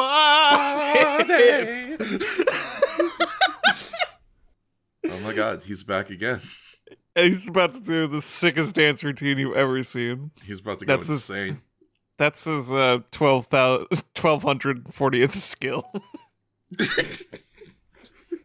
is that routine? Is the entire Backstreet's Back routine? Damn, the whole thing? Impressive. Yeah. So from the opening, we're going to check in on our side characters who, for once in their lives, are not at Pol Pol. It's a goddamn Christmas miracle. The promised beach episode has been slightly downgraded to the water park episode. Actually, this doesn't seem like a downgrade. This place seems awesome. I'm always saying this. Also, rare Yusuke doing his fucking job. Yeah, right? It's incredibly rare. I was like, this episode isn't canon. He's doing his job. Yeah, Yusuke's actually at work. And then he runs away, and I'm like, oh, never mind. It's fine. Yeah, we're good. I think what's wrong with the curry? Yeah, I was kind of wondering, are his powers waning? I'm not sure if I understand what you mean. There's just this moment, he like tastes his curry and is like, he doesn't seem happy with it. Oh. Yeah. But it's never touched upon. Spoilers, I'm pretty sure this is the same curry that they just served all those customers, so... Yeah. What's wrong with it? Maybe it wasn't up to his standards, but it was probably still super good. Maybe I'm Sakurako overly fixed concerned about this. Listen, I believe in Sakurako. I think she has good taste, and I'm sure she was able to figure out what was wrong with Godai's curry and resolve it. Can I be totally honest? Please. Yeah. I don't trust her taste at all. She lives and dies at school and at work. Okay, I that's fair. think she cooks. Yeah, that's Girls you make an off insanely fair meals, point. Yeah. Yeah, she's truly a pot coffee, cup ramen kind of girl if I've ever met one. Yeah. This is true. 15 energy drinks, yeah. Yeah. 15 and energy drinks, McDonald's as a treat Yeah. for your hot meal. God, I meant to yeah. get No, you make McDonald's a the very other day. fair point. I'm still kind of jonesing for some McDonald's cheeseburgers. Still The want- still want advertising some of worked. those? Yeah, that's fair. I'm kind of right there with you. But yeah, we do get to watch Godai do his job for a brief moment before he's pulled away. But that is after we get to watch our characters having some fun in the sun at the pool. And we get to watch Minori continue to be a great person as she helps conversate with a friend of hers. Is she a coworker? Is she? I think so. Yeah. I was gonna say I'm like 95% sure this is the other woman who was working at the preschool with her. Yeah. And she's gonna have a baby. Oh my god! Hooray! The miracle of life. Let's just hope the world is safe for this baby to be born into. With all those unidentified life forms running around now. Boy, I'm going to be completely honest. When has the world ever been safe for babies? You can't let that stop you. that's true. You make a damn fair point. But she does say, I hope in like 20 years the world will be safer. And I'm like, oh. Oh. I don't know about that one, actually. In some ways, yes, I suppose. Yeah. This is I feel like this has been like a constant sentiment for people bringing babies into this world since like probably the 90s, at least. But man, yeah, that still hits. Speaking of us attributing retrospective COVID takes to the show, someone going, man, I don't know about having kids because this place is fucked. Yeah, shit's kind of bad right now. I don't know if this is like the best environment to try and raise a child in. And it's like, yeah, I mean that's incredibly fair. You make an insanely fair point. It's just kind of to the point of even with this last episode, like I do like that the show is willing to sort of take time to talk about this sort of stuff. Help kind of really make the world feel real, make the people in it feel like they're actually like people and not characters in a show. And the fact that they're willing to talk about like the very legitimate fears that people would have in a situation like that is I think cool and interesting. And then Shinzo Abe was like, hey, you cut that out. You need to make some fucking babies. Lies down, cries. It's okay, he can't hurt you anymore. Yeah. Yeah, alright. That is true. There was a good 5 minutes of this show where I was like, are we gonna kill a pregnant woman? Ooh. Right? That's I wouldn't put it past them at this point. They've done everybody else. Yeah. So that gets you that Grongi 2-for-1 special. That's double God. points, baby. Fucking wretched. Do you think they would count that? Oh, yeah. Or would it not be honorable enough? No, I think it would absolutely... it's not... You get half a point. They're already there. There'd definitely be a fight about it, for sure. There would definitely be... Because the Grongi would do it, and he'd be like, there was 2. There was 1 inside the first one. That makes 2 points. And the other people would be like, it wasn't born yet. It should only be a half point. Shut the fuck up, Batman Batman. would say something, and he'd get slapped. He wouldn't even be relevant. Someone pointed out on my further rewatching, Batman is Starscream. Yeah. Oh, 100%. I was so happy to have that finally, like, put into it, voiced, because it was itching at my brain. It's like, what does this guy represent that I know? And he is absolutely just Starscream. He's even doing shit on his own. He's scheming. Mm-hmm. Yeah. Like 100%. He is going to rule the Decepticons. I can't wait for spoiler Batman's alert. turn. No, the fuck he isn't. It's gonna be awesome, and then ULF Zero is going to snipe him in the chest or whatever at his coronation. I mean, yeah, truly. Yeah, no, 100%. Batman is he's just Starscream, and I kind of love him for that. Yeah. Always a fan of a Starscream. We love a man who sucks. We truly do. Yeah, we're at the water park. We're talking about we're talking about Bubbles, and then we leave. We have our fears assuaged. Narrowly avoiding death. The entire crew of Pol. True. Also, at some point, Ichijo. Damn, now I'm doing it. Ichijo's car.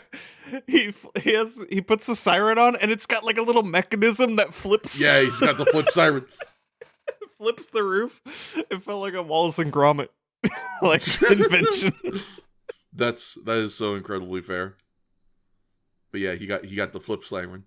So I believe what we watch happen first is we watch our goth girl as she goes to some other water park and do some murders somehow that way. The Mysterious call comes tentacle murders. Yeah, the call comes in. Ichijo, he turns on the police mode on his police car and heads off to the scene. We get a call to Godai that, hey, shit's going down, which causes him to leave Sakurako by herself in, I believe Pol is already packed at this point. Yep. Truly Sakurako is a goddamn saint. I think, that is exactly where I wrote Sakurako, you an angel, because she's just on it. She doesn't even question Yusuke leaving.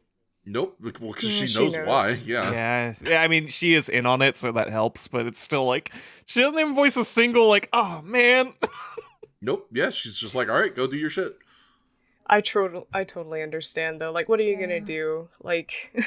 You're either just going to guilt him unnecessarily, or you're going to complain and then feel bad about complaining that this guy ditched you at work, despite the fact that the stakes are entirely different between you serving customers and him literally stopping mass murderers. Yeah. I feel like my irritation would be directed at the Grongi. I'd be like, these motherfuckers. Why now, of all times? Of all the rotten timing. Yeah. Kick him in the dick for me. Yeah. Make him explode real good. Yeah. Thumbs up. I forget, does Tsubaki calls her, doesn't he? Yes. Yeah, Tsubaki calls her and is like, I finally have a day off for the first time in 6 months. Would you like to go out to lunch? Yeah. To which Sakurako promptly is like, I'm swamped at my new job. Come help. Yeah, so Sakurako goes, help! And, credit where it's due to Tsubaki, even though I don't think he shows up until the next episode. No, he does show up. Everybody's gone by the time he gets there, but the hustle's there. I kind of respect it. Yeah, we don't know how far he was, and plus he had to stop to get flowers. It's true. Yeah, just the fact that he didn't flat out be like, no, I'm not doing that, is better than, maybe it's a low bar, but we appreciate you, Tsubaki, is the point I'm trying to make, I think. Let's see where he's going with this. Yeah. That's my view on this ship. I want to see where he's going with this. Valid. So yeah, we're kind of in that mode that we get to in a Kamen Rider now, where a Garangi is going around doing murders, and the cops in Godai are chasing after him, trying to find a pattern of some kind. In her aesthetically matching swimsuit. Yeah. Goth till the day she dies. Oh, gosh. Just that gif of the guy just at his computer just going... Yeah. No, that's very fair. Every time. I hate it. You love that shit. I'll go. No, it's fine. No, I agree with you, Shakes, and that's why I hate Get a it so bucket of much. ice. Yeah, go take a lap. Maybe eat a raw potato and you'll feel better. But yes, as we are, doing this standard loop, we get a fun scene where we get to watch as the entirety of the Pol crew walks right past this woman at the train station. Yeah. And then we watch her go to the pool they were just at. And you can imagine what she does there. Fixes the cable. Yeah. Well, she is the cable woman. So we continue doing our loop of trying to hunt down our Grangi. I think we cut back to Sakurako like 1 or 2 times as she is trying to handle truly pull at its most packed. I don't think I have ever in the entire show so far seen this many people in that restaurant. Everybody decided they wanted curry today. Yeah, they wanted curry roll. Listen, It's some days summertime. you just really want curry. Yeah. Can't go camping and make curry outside, so you might as well go to a restaurant. Next best thing, right? I guess. My brain shut off. No, that's fine. That was a purely throat clearing. Hey, ladies and gentlemen, you might be surprised to hear this, but talking a lot for a long time is difficult. That's why you should take sips of water. Stay hydrated, y'all. I've been drinking. That's why I buy value pack menthol Halls. Not sponsored. Halls, please give me money. Yeah. Just in general. That might be the play. Like, we don't need you to sponsor. We could just take your money. Either one would work. That's really. I mean, I'm happy to shout you out if you want to give us money, though. I endorse your product. Thank you for helping soothe our throats when we do this podcast. And speaking of soothing throats, remember to hum at a sort of monotone level for your normal speaking cadence, instead of coughing, because that vibrates the vocals without slamming them shut, and thus gets the gunk off your throat. It's better for your voice. There you go. Alternatively, you can self-Heimlich on the back of a couch for infinitely worse effect. Yeah.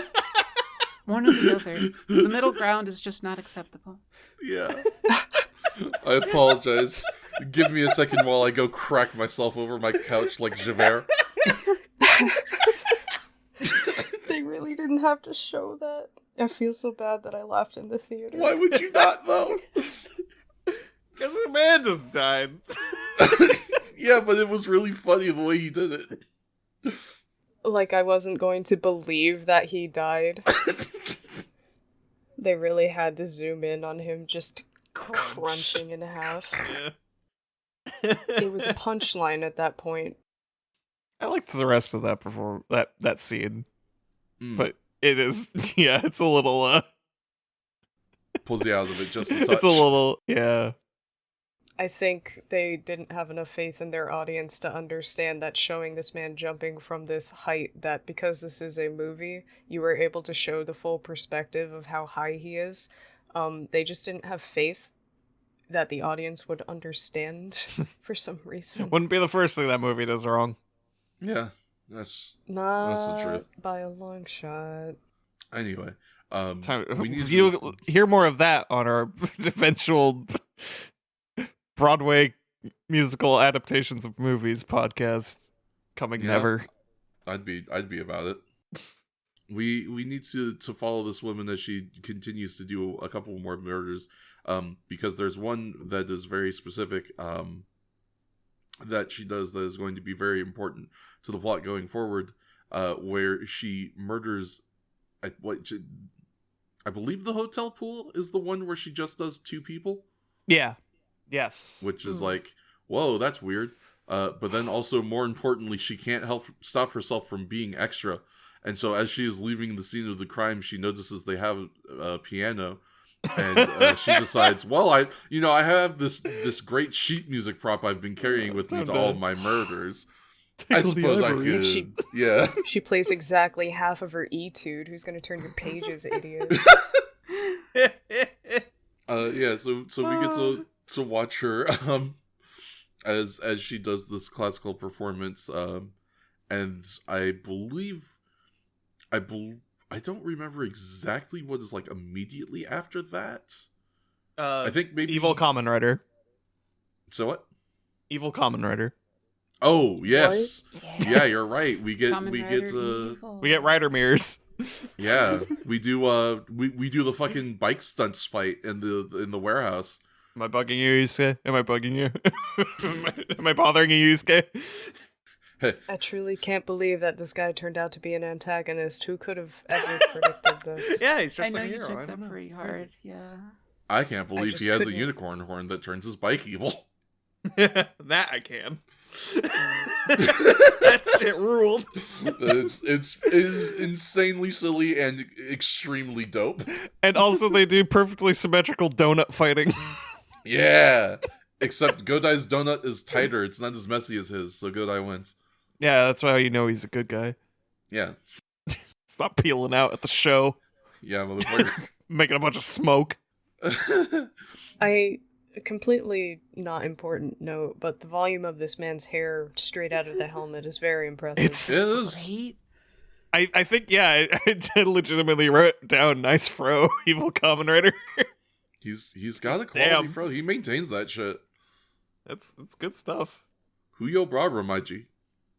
I would have given him a moment to comb it out a bit, but he really didn't You need need it. it. Yeah, so. yeah. Which is, hell, that's more than I can say. Fucking back when I had a fro, I needed to comb that shit out all the time. To be fair, you're merely human. Yeah. Yeah, this guy's something. I guess he's a go. I don't know. Oberongi freak, and he's not normal. He's He might be a grasshopper. cyborg. Yeah, he is just straight up evil Kamen Rider. He just transforms. He's a big green cricket with a red scarf. He even does the Kamen Rider Cybernetic. transformation. He does! He straight Yeah. does it! And then he transforms his They, bike. Yeah. And then we have a bike Evil fight, bike. and it is very enjoyable. And then he I somehow love Jason bike stunts. teleports on a bike. Listen, Good for him. He just disappears and just comes out from the right angle. Kills Kuuga. yeah. Well, except that they make it very explicit that Kuuga doesn't die because we get it No, he's fucking next dead. time on Kamen Rider where Jikai. Kuga's he's not dead. immediately Jikai Kuga's not. Well, okay, so going into that and then the beginning of the next episode, I do appreciate that they do not even remotely try to fake you out Yeah. with that shit. No. Like, the first thing they show you in the next episode is Kuga surviving that explosion. Whew. Yeah, Well, that shit hurted. I can't believe there's so much gas stored in this abandoned warehouse. I Yeah, can't. it's a lot of explosive barrels in that one spot. Well, where else are we gonna stack them? It's an abandoned warehouse. What could happen? Not a Kamen Rider fight. Yeah, That was like $200 worth of gasoline. on up in smokes. I'm sure we'll keep finding more. Yeah, well, there'll always be a conspicuous amount of gasoline in an abandoned warehouse for us to crash into. But yes, we move on to episode 28, clarification, original air date August 13th, 2000. As mentioned, it immediately starts with the end of Yusuke's fight with our evil Kamen Rider. We, I believe, then jump back to the hotel as Ichijo is arriving on the scene, I do believe. And he also has a faded crossroads encounter with our mystery woman goth girl Grongi. What's wrong with you? Get off that piano. So he gets called to the scene. He calls in Godai. The standard forensics things happen. We've got some information on these multiple murders at this point, so we're getting to get that information out to the news so they can warn the populace, which leads us to a couple of fun scenes of just like all of the people from Pol Pol kind of each in their own way realizing what happens, because they split up. Minori and her teacher friend, they go Keiko. back to the friends. Yes, Keiko, thank you. Minori and Keiko go back to Keiko's house to hang out a little more. And Tomosauro and Nana go back to Pol Pol. And they both at different points in time turn the TV on to see the news broadcast where they're like listing off the pools that were affected, and then seeing the pool that they were at is on that list. and they both take it differing versions of bad. Keiko how do you faints. take? Yeah, Keiko is not feeling so good. What with all the pregnancy and all, it's not True. helping. No, for sure. That kind Poor of stress. Saburo kind of just scrambles to try and change the channel and be like, "Oh, we didn't just hear that. That didn't just happen." Stop making my funny characters. I remember Nana just came back to work recently after taking some bereavement leave after one of her teachers was killed by one of the life forms. So. Stop doing this to Nana. Yeah. Doesn't deserve this. He's just a plucky teen that has a crush on a Her to gay chase her man. dreams. Yeah. Yeah. She really is a theater student. Wow. Yeah, honestly. True. Woof. Yeah, I don't know. Now I feel like I'm beating a dead horse about how good this show is, but I like that we're So willing to let scenes like this happen, even with our comic relief characters. These poor bastards. Yeah. They can do nothing. They just kind of have to sit there and be like, holy shit, we dodged the biggest bullet. Because that's the extra messed up thing is, like, they get both of these news reports, like, within seconds of coming back home. Yeah, like, wow, what a fun day we just had. Oh. Survivor's guilt. Don't mind if I do. Yeah, oh, delicious. Right? I'll have another, I think, actually. And also, just, it's such a complicated mess. There's so much survivor's guilt, and there's also the sense of, it's hard to grapple with the feeling of, oh, I almost just died. Yeah.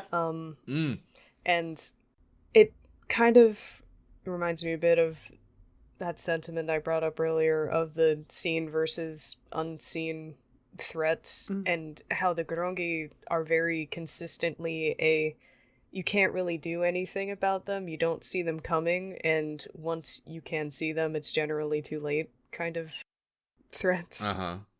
So that it's not like there's any prevention to be done in terms of, like, the individual civilian trying to survive out here. And God forbid they start attacking people in their homes. Yeah, haven't had classic Kamen Rider home invasions yet. Yeah, thank God. And I don't know if the showrunners think that might be a step too far. I don't know. I imagine that might be scary for kids. Yeah, that seems like it might be a little too much. Yeah, especially because I feel like you'd have to be like, okay, no, somewhere is safe. Because they're saying, like, oh, stay indoors and you'll be okay. But then if you take that away, that hurts. Then you got a panic on your hands. Yeah. I feel like you'd have to address that a lot more heavily in fiction. Just like, well, where the hell do we go? Yeah, for sure. Yeah. Especially with the track record that Kuuga's had so far of addressing issues. Yeah, because, truly, we've never been able to get a good preventative Kuuga win. It's always not until after, like, minimum 20 deaths that Kuuga can get on the scene and get things handled.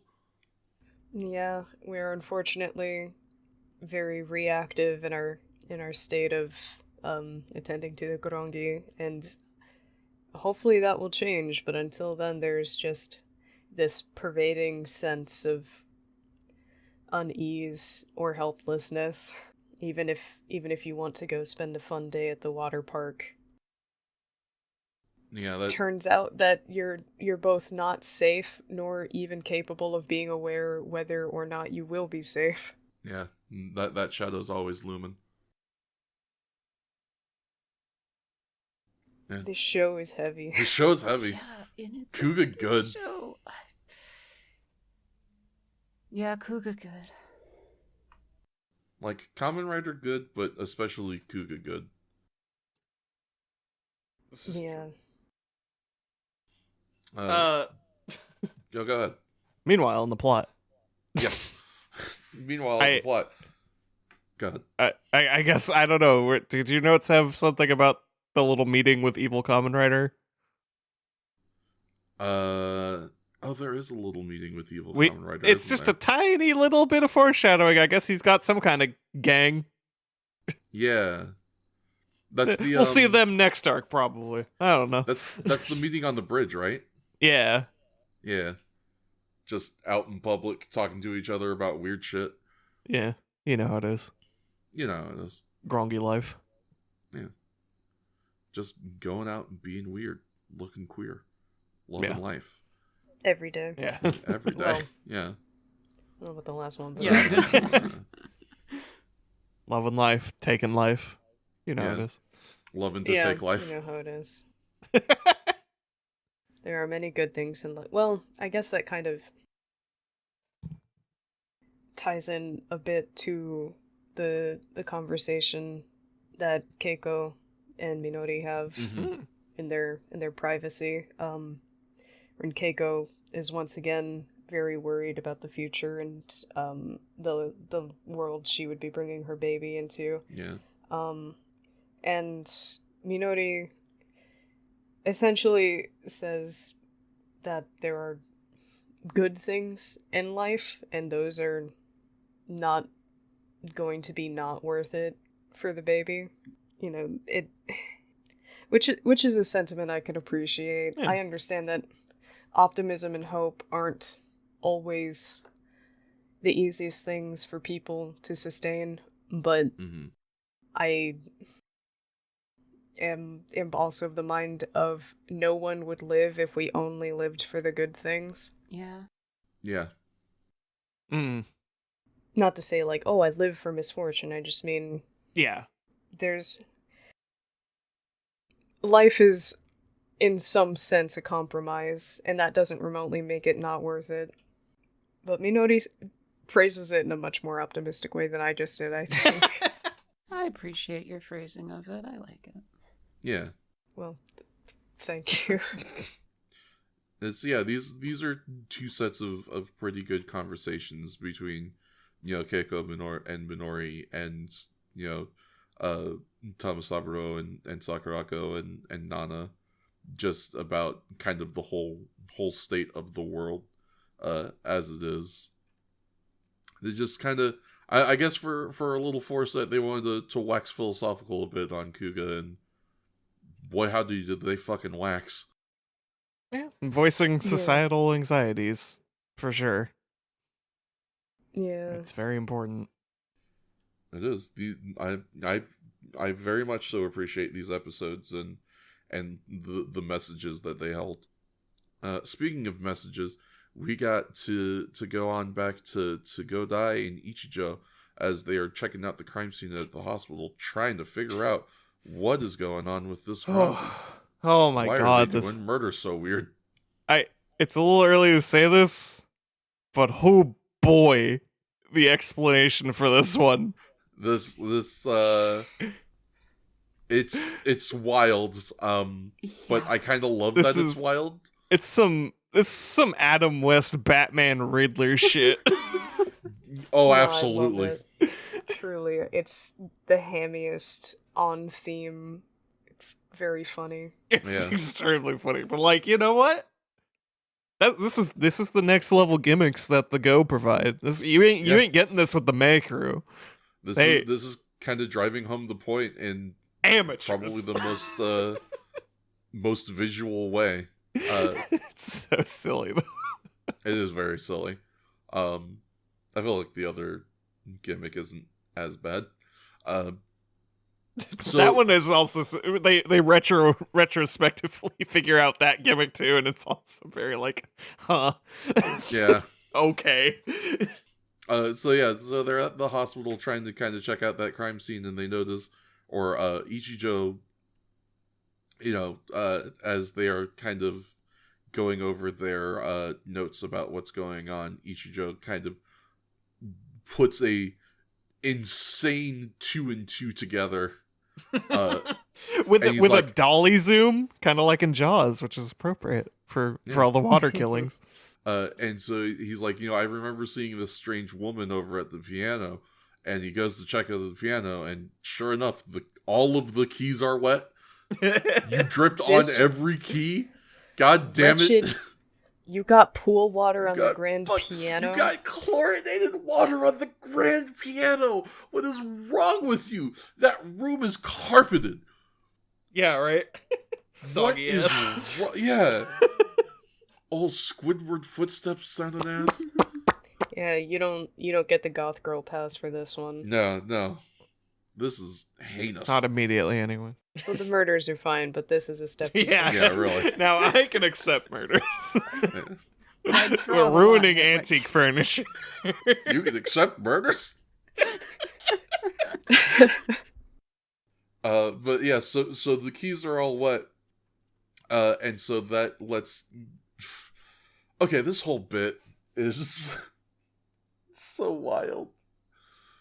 That lets Ichijo understand that it seems like maybe the murderers are kind of trying to form out the notes of a song, because she's murdering in very specific patterns at specific locations.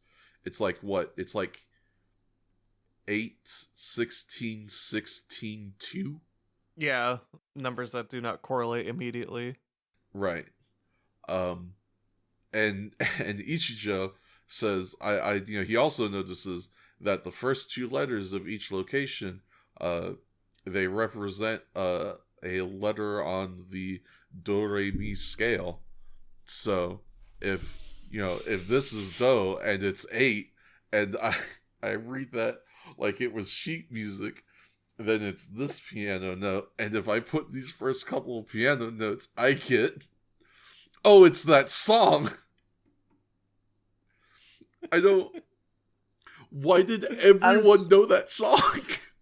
Yeah, I was more amazed that everybody simply right? knew this piece of music. Everyone knew it.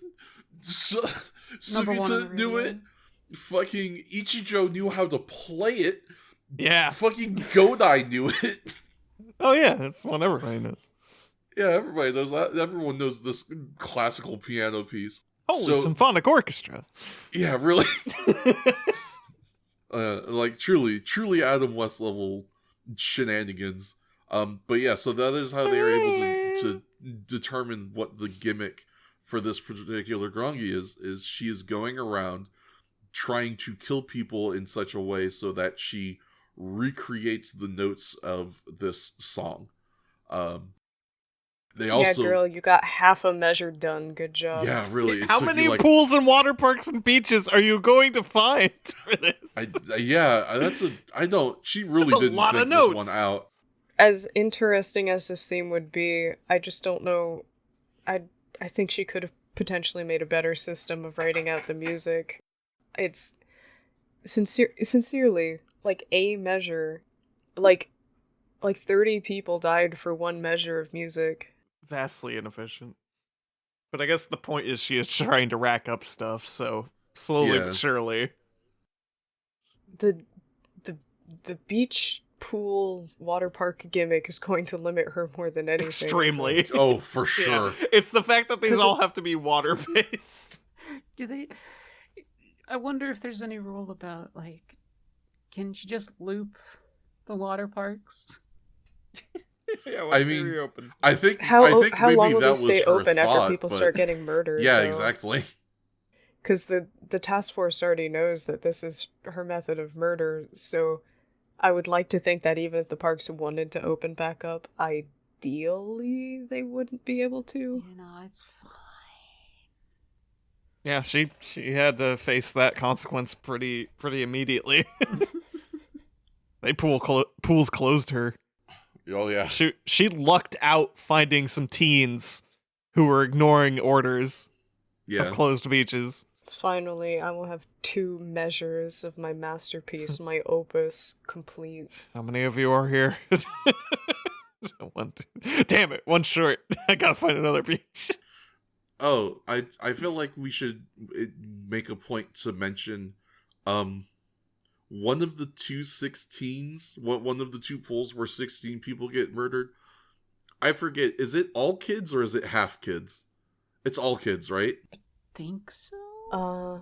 I cannot recall, Yeah, but I there don't was remember that much going up. child death. Yeah, either way. Yeah. I'm pretty sure it's all kids, because I remember having the thought that was going to represent a minor note. It didn't. She just felt like killing a bunch of fucking kids. I really thought there was going to be a method to the madness on that one. Nah, not really. Stopped at the numbers. Target practice. Yeah, really. Oh, go ahead. I just before we get to the investigation thoroughly, I suppose, the hunt, as it were. Mm-hmm. We do check back in with John Whiteman, MILF Hunter. Yes. Yes. It's very irrelevant, but nice scene. It's well, we're just we're taking a minute to further that little road. Yeah. Laying a couple bricks in the middle of this episode. Couple. Yeah, it's sandwiched next to more Keiko stuff. Mm-hmm. We're checking in with the people. Yeah. We're seeing what our sidecast is doing while Kuuga is inexplicably knowing a song on the piano with his gay boyfriend. Everybody knows this one. Yeah. What, you ain't heard this banger? But yeah, he's dropping off some cool train paper models or whatever. Yeah, you should build them. Hey, maybe you should build them with your son. Maybe I can help you. I don't think he, to his credit, to John Whiteman's credit, he does not drop that hint. No, not even a little bit. He is just trying to help. He's just like, please spend time with your son. He's playing the long game. I appreciate him. You must know that I care about your relationship with your son. Yeah. Or at the very... Jean, what is your investment? At the same time, I can't help but think I would not feel very differently at all, remotely. It's just as a character, I can't help but try to analyze meaning behind it. Well, maybe Is it that he sees himself in Sayuru? Is it that he had a similar life situation? Is it simply that he's worried about his coworker? Is he just a very empathetic person? My bet is we are going to get information of him having a similar situation. And that he maybe just wants to reach out and try to prevent something like that from happening. Yeah, I'm waiting for... They're either going to dedicate half an episode to his background, or they're just going to drop it nonchalantly, like when Yusuke decided to share his sad backstory with his boyfriend about his dad dying in Afghanistan. Yep. Yeah. Just very casually in the car. I was half expecting it here, honestly. I truly was half expecting Jean to just be like, oh, I kind of grew up in an absent household, so I know what it's like to be a lonely kid, but... Yeah, I understand what he's feeling. Man. He's playing it cash. He's playing it cash. Just dropping hints. just being a friendly guy who cares about his coworker's kid. I believe... For as much jokes as I make, I believe John Whiteman is just a friendly guy who would do this. Yeah. No, he definitely gives off the energy of... Like, this does not feel out of character for one John Whiteman in the slightest. He's just a guy. He just cares. He cares. It's just... He cares. This is my friend, John Whiteman. He likes pickled plums and he cares. He had a great time with Mika. Like, the man is clearly... a friend to children. Yeah. He could be a Kamen Rider. He could. He could be a Kamen Rider. But alas. I'd watch not this that time one. around. I would watch that one, yeah. Kamen Rider White. We've had Black. We've had Black RX. Now get ready. White. Oh. White! He sure is. He sure is. Yeah, so we, now that we've figured out this bitch's wild gimmick, which, speaking of wild gimmicks, just want to backpedal a little bit, as we figure out her insane piano thing, we also realize that apparently Owlman was, like, he was murdering people in the order of the Japanese alphabet or something? Yeah, just literally alphabetical order by city.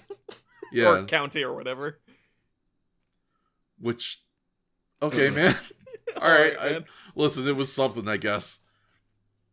He has a system. This truly feels like player 1 undershot and then player 2 overshot to try and compensate. Like, your gimmick was too mid, and your gimmick is too insane. Better to have a mid gimmick that isn't going to limit you after your first 5 kills. That's what I'm saying. Yeah, Like, that man got some work done. They had to just chase him at that point. Yeah. They didn't need the logic. They're just like, there's an owl man out there, go get him. Yeah, just go shoot that big owl. And they sure did. So yes, they close all of the pools and beaches nearby that would have another or have the first 2 layers that would correspond with the next note that is supposed to be in the song. But obviously they're still going to go check. There is one beach nearby that fits the descriptor that they're going to go take a look at, which, as we mentioned, yes, there are rebellious teens. They're having summer fun. Look at their spiked hair. They just want to enjoy their hip-hop. Yeah. Well, they won't get to because there's a goth in the water. God damn it. The teens cannot enjoy their hip-hop. The teens are not allowed to enjoy their hip-hop, not so long as this goth draws breath. She must be grunge. Yeah. She gets a quick cheeky murder in before everyone promptly fucks off. Poor guy. Yeah. That dude got done dirty. He did get. That reminds me, we should mention how she is doing her big murders. She's got elemental damage of ice. Yeah. Ice whip. She's ice whipping people and straight to the heart. Yeah, and like the change in temperature is so severe that I think this is also like death by shock because of just the like insanely rapid drop in temperature. Right. They yes. say it must be about negative 100 degrees, presumably Celsius. Yeah. Right. Which is fucking huge. Tsubaki's summation. Which, yeah, speaking of Tsubaki, we mentioned he shows up to try and help Sakurako, but he's late. He brings flowers. It's awkward for a little bit, and then he gets called into work again. He has a pile of bodies. Story of his fucking life. So he goes, "Here, Sakurako, I got you flowers. Anyway, I gotta go." And he bounces back out to go do more autopsies for his friend Ichijo. But yeah, we're at the beach. We've got a sea snake Grongi woman with a whip. We got the Kamen Rider. Let's get active. Yeah. We got shooters. Yeah. Ichijo coming in with that piece and just immediately shoots her. Got that motherfucking thing on him. Yeah. So he looks good with that rifle. He does look good with he looks good with the rifle. It's a good look for him. More pictures of Ichijo with the rifle, please. That's my request. This is a good fight scene. I enjoy this fight scene where we give the blue form some fun play. We make our staff out of a stick. We find a cool stick on the ground. Yeah, finds a cool stick. We take that stick and we just throw at the end of the fight. I guess should we jump to that? I mean, we can bounce around this fight. Well, yeah, okay. At the end of the fight, we just throw this woman, Chuckster. Yeah. Yeah. And my note is Chuckster. I barely know her. My favorite part of this, though, has to be like how dynamic the waves and explosions are, even if they look pretty dated. But then, like, Godai just looks like he's standing entirely still. Maybe just a JPEG. And it's great. He might be. I mean, I do want to look at this special effects explosion again. Did they just freeze frame it? Yeah, they... Because the ocean's going.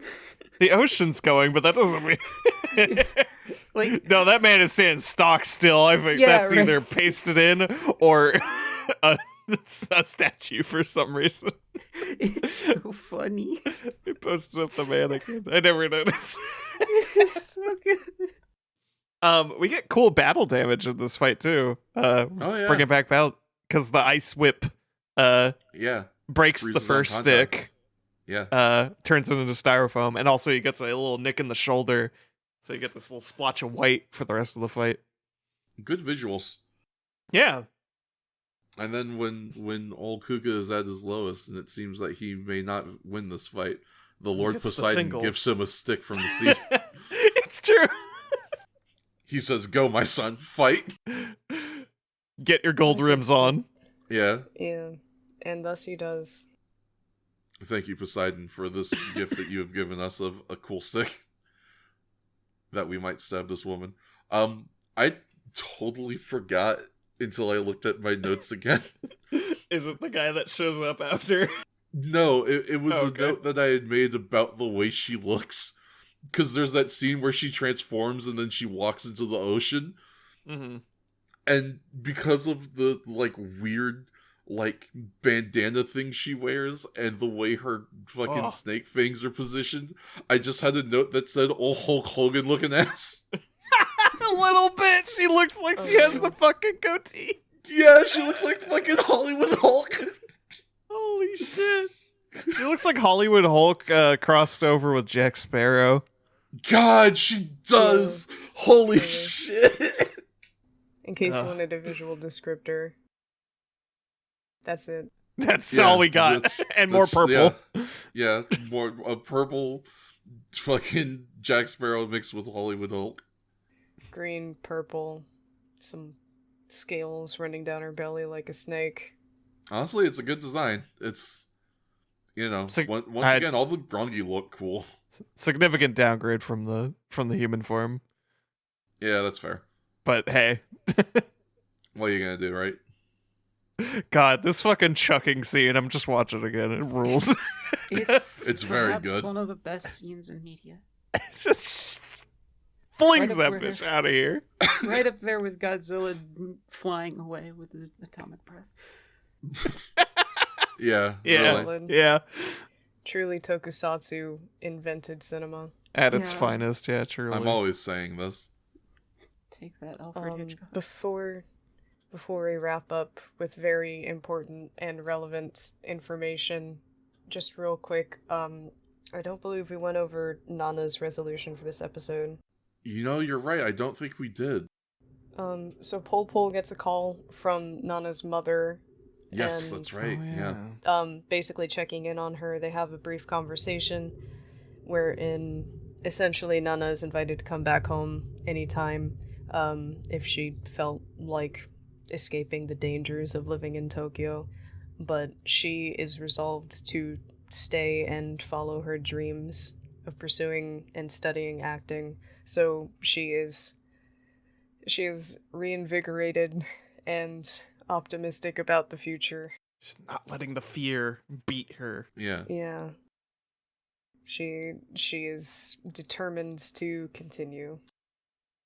Good for her. Yeah. Good for her. Um, Proud Hope of her. she doesn't die for it. fun detail of that exchange that I'm just remembering now that you mention it is that we learn Thomas Saburo is the younger brother. Yeah, yeah. He's the little bro, which Yeah. makes a lot of sense. Yeah, honestly, that truly. explains a lot. He's the little bro who became the fun uncle. You love to see it. Now, Shakes, you mentioned something about a guy showing up at the end, and I'm hoping that you have more information on that, because I have notes about this, but I don't remember it from the episode. I have two notes that say dude shows up and immediately starts talking shit. True hater hustle. I wrote, "Who is Yeah. this mafioso motherfucker?" Oh, this We're yes, that guy. Gonna get Kuuga scene, yeah. Yeah. This motherfucker in a pinstripe suit and fedora, Yes. standing next to Ninja Council, like, this guy looks pretty cool. We respect the drip, but he's no match for me. Yeah. Also, yeah, Leaves. just At this point- bye. At Yeah. this point, you cannot see You. Ninja Man's eyes at all. He gets one glance where it's peeking out from his bangs, but yeah, the rest are truly just encasing his view frontally. Nor ass hair. Yeah. My man is fucking invisible. He cannot be seen. Yeah. I'm excited to learn more about in my notes I call him the accountant. Yeah, That's that's a good understandable. thing to I call like him. it. It's like a capo. Oh no. No, the ninja. guy. Yeah, our no. ninja man. Yeah, he's the this- master of the abacus. You're right. I'm going to be making fun of the mafioso guy, but I'm invested in the accountant, I think. That's fair. He seems like the sleeper. I imagine he's going to be very powerful. Yeah, when he He's gonna- finally drops the abacus. Or does He's he gonna use drop the it? abacus and rip Yeah, off I hope he uses the it. hood. It's pretty sharp. I hope Probably- he has a weird messed up face. Ooh. It's got, He like, probably 3 does. eyes. It just pulls that thing down, got the predator mouth. Oh, hell yeah, Yeah. baby. Ooh. That would That's roll. what we love to see. Otherwise, yeah. Oh, I was just gonna say before we wrap up, fun little bit of trivia that I actually didn't know about this episode. But these 2 episodes, Ripple and Clarification, were both written by well-known tokusatsu writer. I need to look at this name so I can pronounce it correctly. Toshiki Inoue. He has written a number of episodes for Kuuga. I'm pretty sure there's 1 or 2 different Kamen writers he's the main writer for. He's been the main writer for a couple of different Sentai series as well, including the one that just most recently wrapped up, Avataro Sentai Dawn Brothers. He does good shit. He is very well liked in the world of like tokusatsu because he does real quality work. If you are so inclined, I encourage you to look up his page on the Kamen Rider fandom. Yeah. Just because his picture, he just looks really cool. Yeah, he is the best picture for a writer I've ever seen. He truly does look like an old writer with a lot of prestige. God, Yeah. that man. You call that man sensei and you mean it. Oh yeah. Apparently he also was a head writer on Death Note. I didn't know that.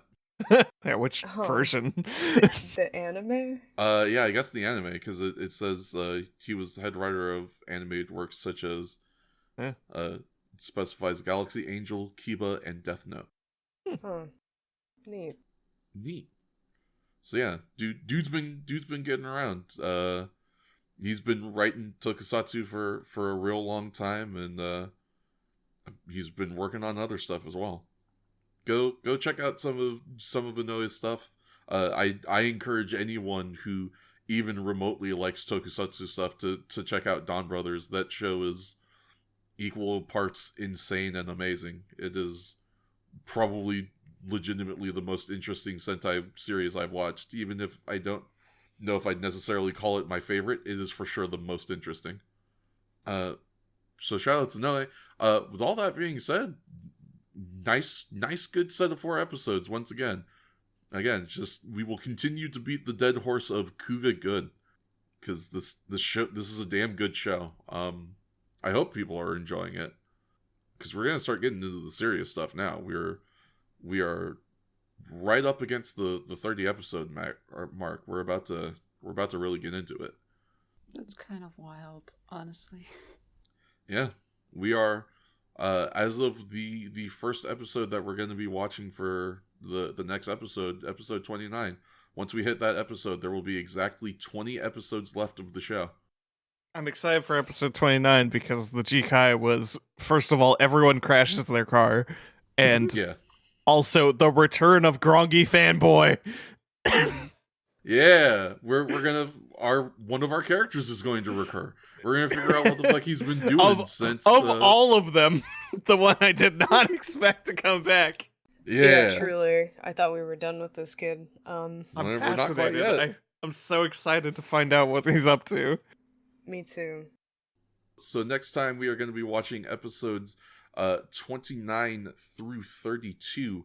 Those are Crossroads, Fate, Retaliation, and Obstacle. So check those out, and be ready to join us when we get on to that next episode of the podcast. We hope that you enjoyed this episode and that you have a good night or day or whatever time it is when you're listening to this. All of the stuff, all the places where you can check all of us out at this point. You know the Patreons, the Twitters, the Twitches. You should go to those places. You should follow those places. You should check out all the cool things that these people do. But most importantly of all, you should always remember that if you can't believe in God and you can't believe in Buddha, you can always believe in Kamen Rider.